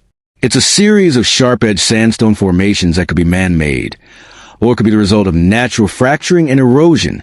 The digital renderings don't necessarily show what was found. They show what someone hopes it could be. Another case is the so-called Cuban underwater city, where sonar images picked up what appear to be grid-like structures at the bottom of the Yucatan Channel. Some artistic interpretations quickly turned these sonar blips into full cities, with pyramids, roads, and even possible dwellings. But no physical diving expedition has yet confirmed the shapes, and critics argue that the original sonar data was low resolution and possibly flawed. Still, the images live on, seductive, stunning, and misleading. Even in more grounded archaeology, exaggeration is common. For instance, ancient shipwrecks are often digitally reassembled with full masts, cargo, and crew scenes, even when only the hull remains. While these reconstructions are usually labeled as interpretations, the distinction can be lost on casual viewers. Repeated exposure to a specific artistic version of a site can solidify it in the public consciousness, making it harder to later accept a more conservative or skeptical view. This isn't to say visualization is inherently bad. In fact, many responsible archaeologists work closely with illustrators and modelers to create evidence-based reconstructions. These visualizations are carefully labeled, use proportional scaling, and distinguish between confirmed findings and theoretical additions. Some even employ transparency or color coding to show what parts are verified and what parts are hypothetical. When done well, this kind of visual storytelling can greatly enhance understanding without sacrificing integrity. The key is transparency and context. A digital model can be useful if it's clear which parts are real and which are speculative. Documentaries and media reports should include caveats or expert commentary to remind audiences that visualizations are just that, visual guesses. Viewers should be encouraged to think critically about what they're seeing and understand that beauty doesn't equal truth. Another useful approach is to present side-by-side comparisons. Show the raw sonar data, the site photos, and then the interpreted model. This invites the viewer into the process of exploration, letting them see how limited data evolves into hypothesis, and how that hypothesis becomes a visual story. It demystifies the gap between science and art and helps preserve the spirit of inquiry that drives archaeological work. In a broader sense, the challenge of artistic interpretation in underwater archaeology reflects a deeper human impulse, the desire to make meaning from mystery. Faced with blurred sonar readings or broken stones, we instinctively want to complete the picture. We imagine the full city behind a single wall, the civilization behind a single artifact. This is natural and even necessary. It's how science moves forward. But it also requires discipline. We must balance imagination with restraint, inspiration with evidence. Ultimately, artistic interpretations will always play a role in how we understand the past. They are powerful tools for education, engagement, and exploration. But they must be used responsibly, with humility and honesty about what we know and what we don't. The truth beneath the waves is elusive, layered, and often fragmentary. No amount of CGI can change that, but with care, it can help us get a little closer. Not all underwater mysteries are hidden by depth or darkness. Some are hidden by boundaries, borders drawn by governments, navies, and institutions with their own agendas. These aren't natural barriers. They're bureaucratic ones. And in some cases, the most intriguing submerged structures on Earth lie not in the middle of the ocean, but within zones we're not allowed to visit. Whether for military, political, or religious reasons, entire swaths of ocean remain off limits to the public and to science. This raises a quiet, unsettling question. What are we not being shown? Across the globe, many coastal areas with unusual underwater formations fall within military zones or restricted waters. These are not your average no-swim zones. These are regions patrolled by naval ships, ringed with radar, and sometimes even mined, making unauthorized access impossible. Often, these waters are claimed as testing grounds for submarines, missiles, or sonar systems. But in a few cases, satellite images and leaked data suggest something stranger may lie beneath. Long lines of geometric formations, symmetrical mounds, or sonar readings that hint at massive structures, possibly man-made. One notable example is found in the waters near Diego Garcia, a small island in the Indian Ocean that serves as a major U.S. military base. The area is surrounded by restricted waters, and the ocean floor in this region remains largely unmapped to the public. Occasional sonar blips from nearby expeditions have raised eyebrows, symmetrical ridges and odd formations that have never been investigated directly. Could they be natural? Certainly. But the point is, no one is allowed to find out. Similar mysteries persist in parts of the South China Sea, where intense geopolitical tension has turned entire sections of ocean into off-limit zones. Beneath these contested waters, sonar scans by fishing vessels and independent researchers have picked up signs of unusual underwater features, some resembling terraces or submerged platforms. But given the ongoing territorial disputes between China, Vietnam, the Philippines, and other nations, no neutral archaeological teams have been granted access. Even attempts to publicly share sonar data are sometimes censored or removed. Then there's the case of the Eastern Mediterranean, near the coastlines of Syria and Lebanon. This region has been a strategic interest for decades due to military and economic reasons, but also overlaps with one of the most ancient trade and migration corridors in human history. Historical records suggest coastal cities and harbors once thrived in areas now submerged. Local legends speak of temples and cities swallowed by the sea.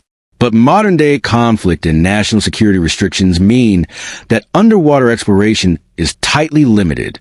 In some cases, entire sonar maps from this region are classified. In the Black Sea, where unique low-oxygen conditions preserve sunken ships for thousands of years, a few areas remain curiously unstudied. While several archaeological expeditions have revealed well-preserved wrecks and even traces of ancient settlements, some promising zones near Russian and Ukrainian naval bases have never been explored, despite showing anomalies in satellite topography. With current political tensions, it's unlikely they ever will be. Why the secrecy? In some cases, the answer is practical. Military institutions argue that publicizing sonar data or underwater topography could reveal sensitive information, like submarine routes, hidden cables, or defense infrastructure. These concerns are real, especially in areas with active conflicts or strategic naval interests. But they also create a situation where science takes a back seat to security. Even when evidence of possible archaeological importance emerges, it's either ignored or buried under red tape. Other times, the reasons are more ideological. In countries with strict religious or political control, allowing a dig or even acknowledging a site can be controversial. Consider the case of Kumari Kandam, the mythical sunken land south of India that some Tamil groups claim as a historical truth. While offshore discoveries near the Gulf of Mannar and Palk Strait have shown possible submerged structures, further research is often caught in a tug-of-war between science, religion, and politics. Some findings are promoted to boost regional identity. Others are dismissed or suppressed because they contradict official narratives. This kind of narrative control isn't limited to one country. In parts of the Middle East, underwater ruins that predate Abrahamic religious timelines pose uncomfortable questions. Rather than confront these challenges, some governments choose silence. Permits for underwater archaeology are denied. Data is kept internal. Reports are never published. The result? A history filtered by ideology. Even in supposedly open societies, data access is controlled. In the United States, the NOAA and U.S. Navy operate thousands of miles of sonar equipment, mapping parts of the ocean in exquisite detail. But much of that data, especially near coastlines or around sensitive military installations, is not publicly released. In Europe, similar restrictions exist around submarine bases and Cold War-era monitoring stations. So while maps of Mars and the Moon are publicly available in high detail, vast portions of Earth's ocean floor remain classified. This lack of access fuels speculation. Fringe theorists and independent researchers often point to restricted zones as evidence of cover-ups, secret cities, or alien bases. While these theories are often exaggerated, they stem from a real frustration. When the gatekeepers of knowledge withhold access, people will fill in the gaps with imagination. And in the case of underwater ruins, where even a sonar scan can stir the imagination, that gap grows wide. What complicates things further is that in some cases, governments themselves release images or data that raise more questions than answers. In 2001, Cuba's government allowed Canadian researchers to share sonar scans of a massive submerged anomaly off its coast, only to go completely silent afterward. No further expeditions were allowed. No explanations were given. The story faded from the news, but the scans remain online, showing what appear to be square and pyramidal shapes on the seafloor. To this day, no one knows what they are or why exploration stopped. Ultimately, these restricted zones represent a frustrating paradox. The ocean belongs to everyone, and yet access is a privilege. The most promising places for underwater discovery are often the hardest to reach, not because of depth or danger, but because of geopolitics. What lies beneath these forbidden waters? More ancient cities? More legends confirmed? Or just geological anomalies? The truth may be simple or world-changing. But unless those barriers are lowered, we may never know. In a way, the silence of these zones mirrors the silence of the sea itself. Still, deep, unanswered, whether the silence is natural or enforced, the result is the same. Secrets, unspoken and unseen, waiting beneath waters we're not allowed to touch. Some ruins are ancient. Others are happening right now. All across the globe, modern cities are slowly, steadily sinking. In Venice, the water creeps a little higher each year. In Jakarta, buildings tilt and crack as the land gives way beneath them. In New Orleans, entire neighborhoods are below sea level, protected only by aging levees. These are not forgotten civilizations or mythical kingdoms. They are living, breathing urban centers. But they are also inevitably future ruins, destined to become the sunken cities of tomorrow. What will divers discover 1,000 years from now, when they descend into these drowned metropolises? Venice, Italy's floating jewel, has long been the symbol of beauty and fragility. Built on a cluster of islands in a shallow lagoon, Venice is held up by wooden piles driven deep into the mud centuries ago. The city has always flirted with the sea, but in recent decades, the romance has become a struggle. Rising tides, climate change, and increased tourism have pushed Venice to the edge. The Acqua Alta, seasonal high waters that used to be rare, now flood the streets dozens of times a year. The city has implemented large-scale defense systems like the Moe's floodgates, but the battle is constant. Eventually, it may lose. Then there's Jakarta, the capital of Indonesia, a megacity sinking faster than almost any other place on Earth. The reasons are multiple and compounding. Excessive groundwater extraction causes the ground to collapse. Overbuilding adds weight to already unstable soils. Rising seas creep in from the edges. In some neighborhoods, the land is sinking by up to 10 inches per year. Entire sections of Jakarta may be underwater within decades. Indonesia has even announced plans to build a new capital elsewhere. But what will become of the old one? Skyscrapers, roads, and mosques may all someday rest at the bottom of murky bay, waiting for curious divers in the centuries to come. New Orleans, too, sits in precarious balance. Much of the city lies below sea level, protected by levees, pumps, and canals. But these defenses failed catastrophically during Hurricane Katrina, and they are constantly tested by storm surges and erosion. As sea levels rise and coastal wetlands disappear, the city becomes more vulnerable. In a future shaped by warming oceans and extreme weather, New Orleans may eventually be claimed by the very waters that define it. Its history, from jazz clubs to cemeteries, may end up preserved in silt, as layered and haunting as any ancient ruin. These modern cities offer a sobering glimpse into the next chapter of underwater archaeology. Today, divers study the broken stones of lost civilizations, guessing at their rituals, their technologies, their fears. Tomorrow's divers may find something startlingly familiar.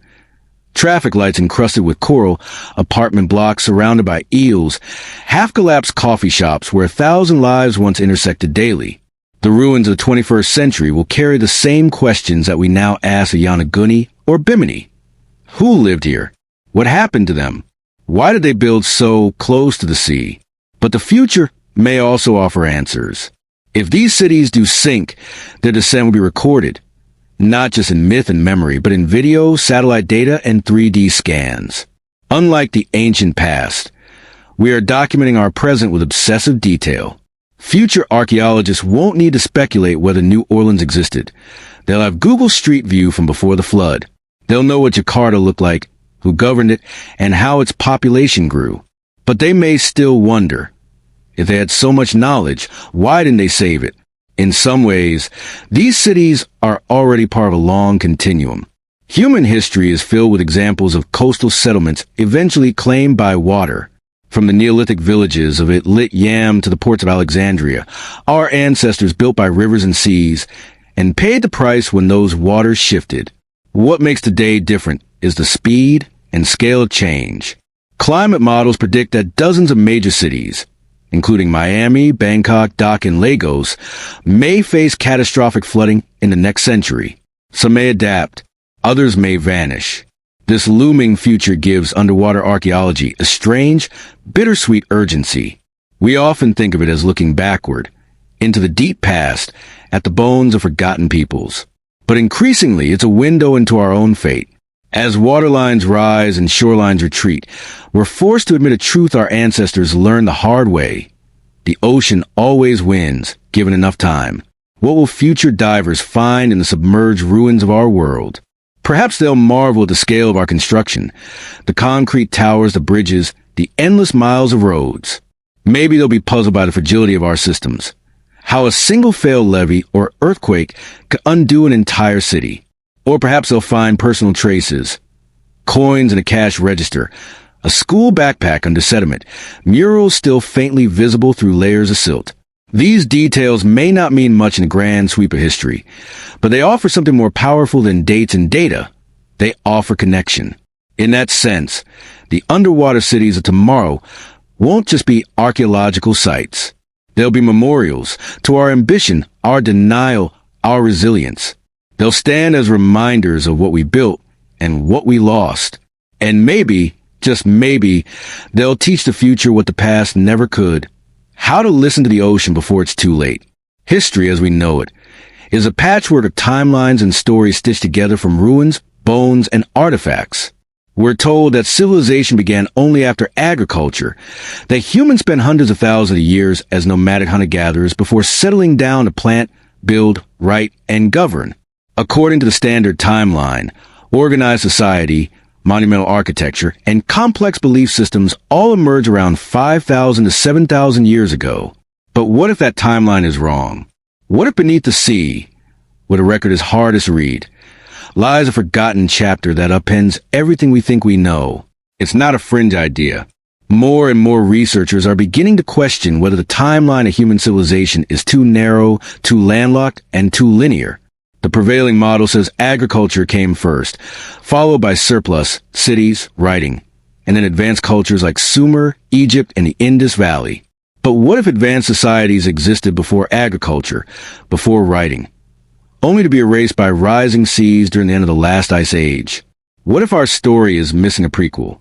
The last ice age ended roughly 11,700 years ago, unleashing one of the most dramatic climate shifts in Earth's recent history.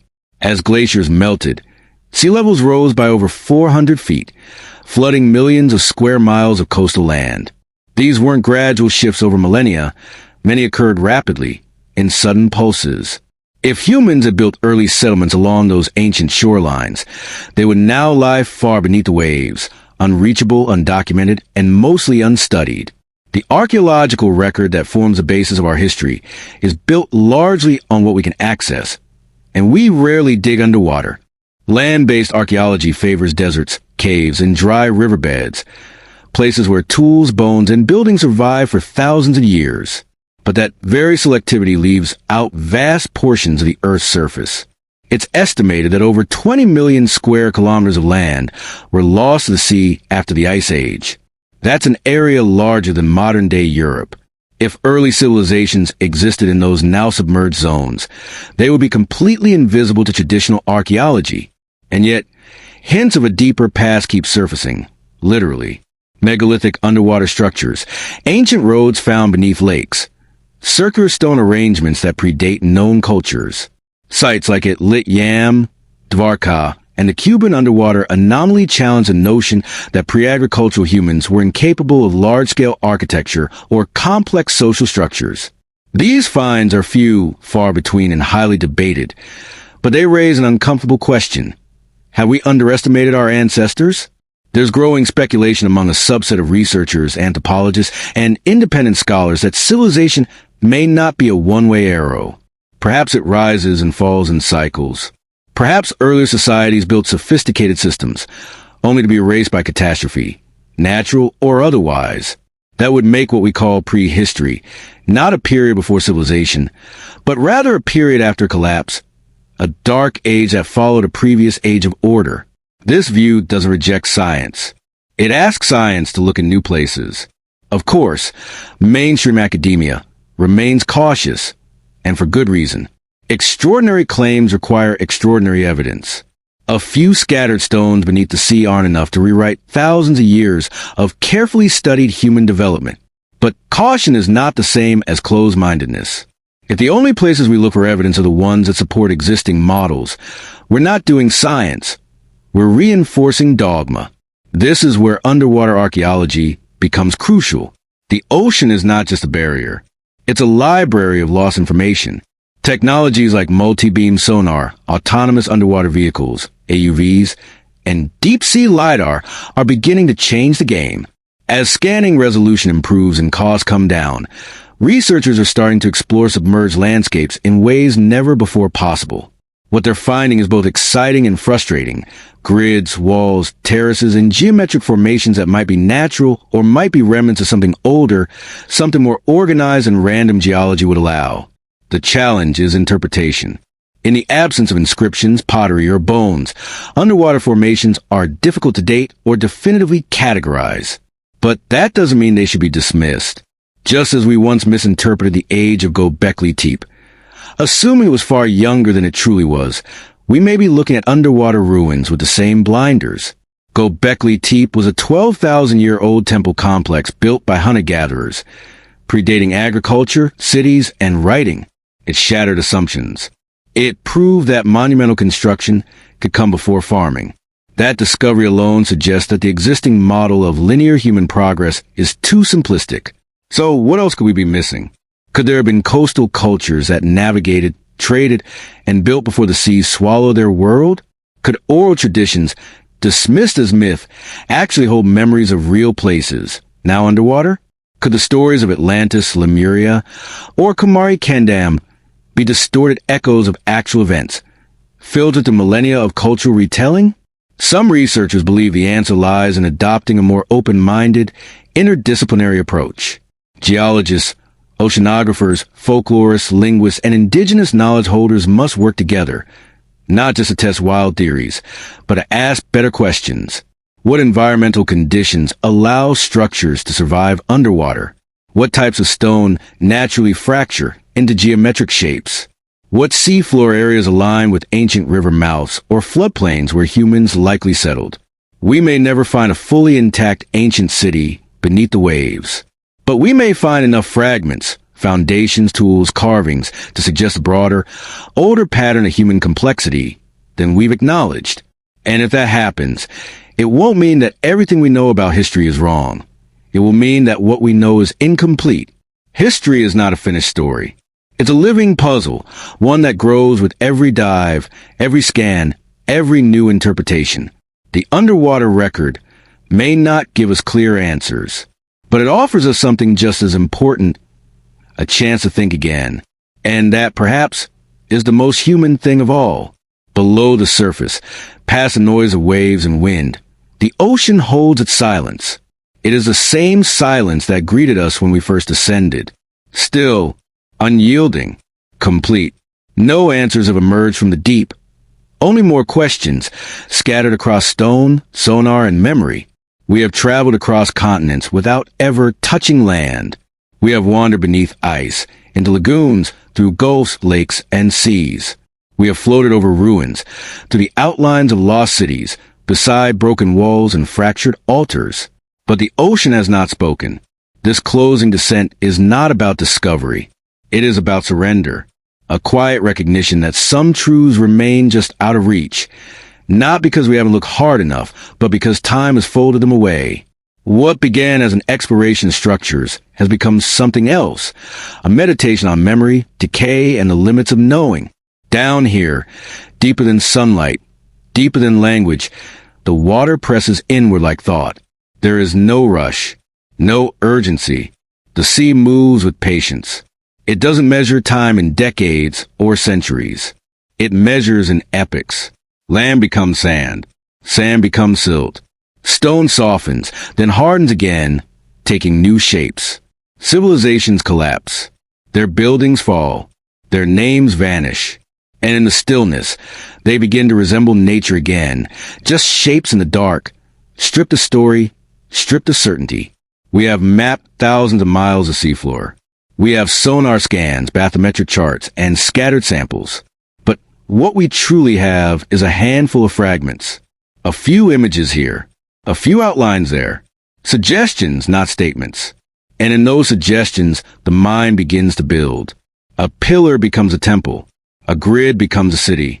A carved stone becomes a forgotten language. But maybe they are only rocks. Or maybe they are everything we've lost. We may never know for sure. For every site we've explored, from Yanaguni's terraces to the Bimini Road, from the ruins near Alexandria to the echoes beneath Lake Titicaca, there are hundreds more we've never touched. Entire coasts lie underwater, unexplored. Entire continents, once walkable, now belong to the sea. Somewhere below, in silence and sediment, are the true beginnings of our story. Not in pyramids, not in palaces, but in the foundations we never knew existed. And that is the ocean's quiet power. It doesn't lie. It just doesn't explain. It offers its secrets in broken pieces. And if we don't ask the right questions, it lets us pass over them, unaware. The truth may be sitting under 20 feet of sand, or resting in a trench too deep to dive. It may be hidden beneath coral, mistaken for reef. It may already have eroded to nothing, or it may be waiting, perfectly preserved, in the cold, still dark, untouched for 10,000 years. What we know now is not a conclusion. It's a pause. We understand more than we did a century ago, but far less than we need to. For every confirmed ruin, there are 10 more debated. For every scan, there is an interpretation. And for every interpretation, there is doubt. This is not failure. It's humility. The ocean reminds us that knowledge is earned slowly, through patience and openness, through silence. And in that silence, we have also learned about ourselves. Our desire to find meaning, even when there may be none. Our tendency to project stories onto stones. Our urge to fill in the blanks, to draw borders around the unknown. Sometimes we're right. Sometimes we're chasing ghosts. But the act of searching, that at least is real, that is how we honor what was lost. In 1,000 years, future divers may descend upon what remains of Jakarta, or Miami, or Venice. They may float through towers and flooded streets, through relics of an age that believed it would last forever. Perhaps they'll marvel at how much we built, and wonder why we placed it so close to the tides. Or perhaps they'll find only rubble and build myths of their own. The cycle will repeat. The sea will keep its rhythm. And our ruins will drift into legend. The ocean doesn't forget. It just buries. It buries not out of malice, but out of nature. Just as forests reclaim cities on land, the ocean folds time under pressure and salt. It presses our memories into the floor and lets them wait. Some are lifted by tectonics, exposed again to sun and breath. Others are left fossilized in mystery. And when we return to land, when the dive ends and the air feels too loud, we carry that silence with us. It lingers behind the eyes. It echoes in the spaces between facts. We begin to see ruins not just as stones, but as pauses in a sentence we've never finished. A question that hasn't yet found its shape. We began with the question, what lies beneath? We end with a deeper one. What are we willing to see? Because not all truths rise with evidence. Some sit quietly in darkness, waiting for someone to look with care, with wonder, and without certainty. The ocean remains. Still, deep, watching. And beneath its waves, the buried world waits. This film would not have been possible without the tireless work of countless marine archaeologists, geologists, divers, historians, sonar technicians, and independent researchers around the world who devote their lives to uncovering the past, often in harsh, remote, and uncertain conditions. We acknowledge the contributions of institutions such as the National Oceanic and Atmospheric Administration, NOAA, UNESCO's Underwater Cultural Heritage Program, and the Global Foundation for Ocean Exploration. Their public data sets, sonar maps, and expedition reports form the backbone of many underwater discoveries explored in this documentary. We are grateful to research teams who have shared findings related to submerged sites like Yanaguni, Dvarka, Etlityam, and the Baltic Sea anomaly. This includes work published in journals such as the International Journal of Nautical Archaeology, Marine Geology, and Journal of Archaeological Science, as well as publicly accessible repositories and institutional databases. Special mention is made of Polina Zalitsky and her early sonar work in the Cuban deep sea region, Drive S, R, Rao, and the early excavations of Dvarka, the Ocean X team and their Baltic investigations, as well as divers and local experts who have contributed oral histories, sonar images, and anecdotal documentation of submerged structures across the globe. Throughout this film, artistic interpretations and 3D visualizations have been used where direct footage or imagery is unavailable. These visualizations are based on sonar topography and historical research, but are not presented as definitive reconstructions. When possible, we have noted where visual content includes speculative or symbolic elements. This documentary uses material under fair use for the purpose of commentary, education, research, and historical analysis. Where appropriate, all imagery, clips, and maps are either original, publicly licensed, or credited under Creative Commons with attribution. Historical myths and cultural legends referenced, such as Atlantis, Lemuria, and Kumari Kandam, are included not as confirmed historical accounts, but as part of humanity's enduring relationship with the sea and memory. These stories remain vital cultural frameworks for communities around the world, and are treated here with respect and neutrality. Finally, to the unnamed individuals, local divers, researchers, students, and explorers who document submerged anomalies and question the official timelines, your curiosity keeps the field alive. Whether working from a boat, a classroom, or behind a screen, your contributions matter. This film is dedicated to the mystery, the silence, and the possibility that history may still have more to say. If you're still awake, drifting somewhere between thought and sleep, thank you for staying with us. We've traveled far tonight, across oceans and centuries, through ruins both real and imagined. We've seen temples swallowed by tides, roads lost beneath lakes, and sonar echoes that whisper of civilizations forgotten. But the sea is vast, and what we've touched is only a ripple. Beneath the surface, where light no longer reaches, truths remain untouched by time. Some are carved in stone, others lost through erosion. Some are legends passed through generations. Others, still waiting to be found, rest silently beneath the sand. The ocean doesn't rush. It keeps its stories buried deep, erasing names and dates, but never meaning. In its quiet way, it remembers. Every ruined stairway, every sunken pillar, every broken wall was once part of someone's world. And though we may never know their names, we feel their presence in stillness. If your eyes are heavy now, that's okay. Let the calm wrap around you like water. Let the silence hold you, steady and deep. The ocean will still be here when you return, with its ancient rhythms, with its unanswered questions, with its mysteries unspoken and unseen. Sleep well, traveler. The sea never forgets. It just waits.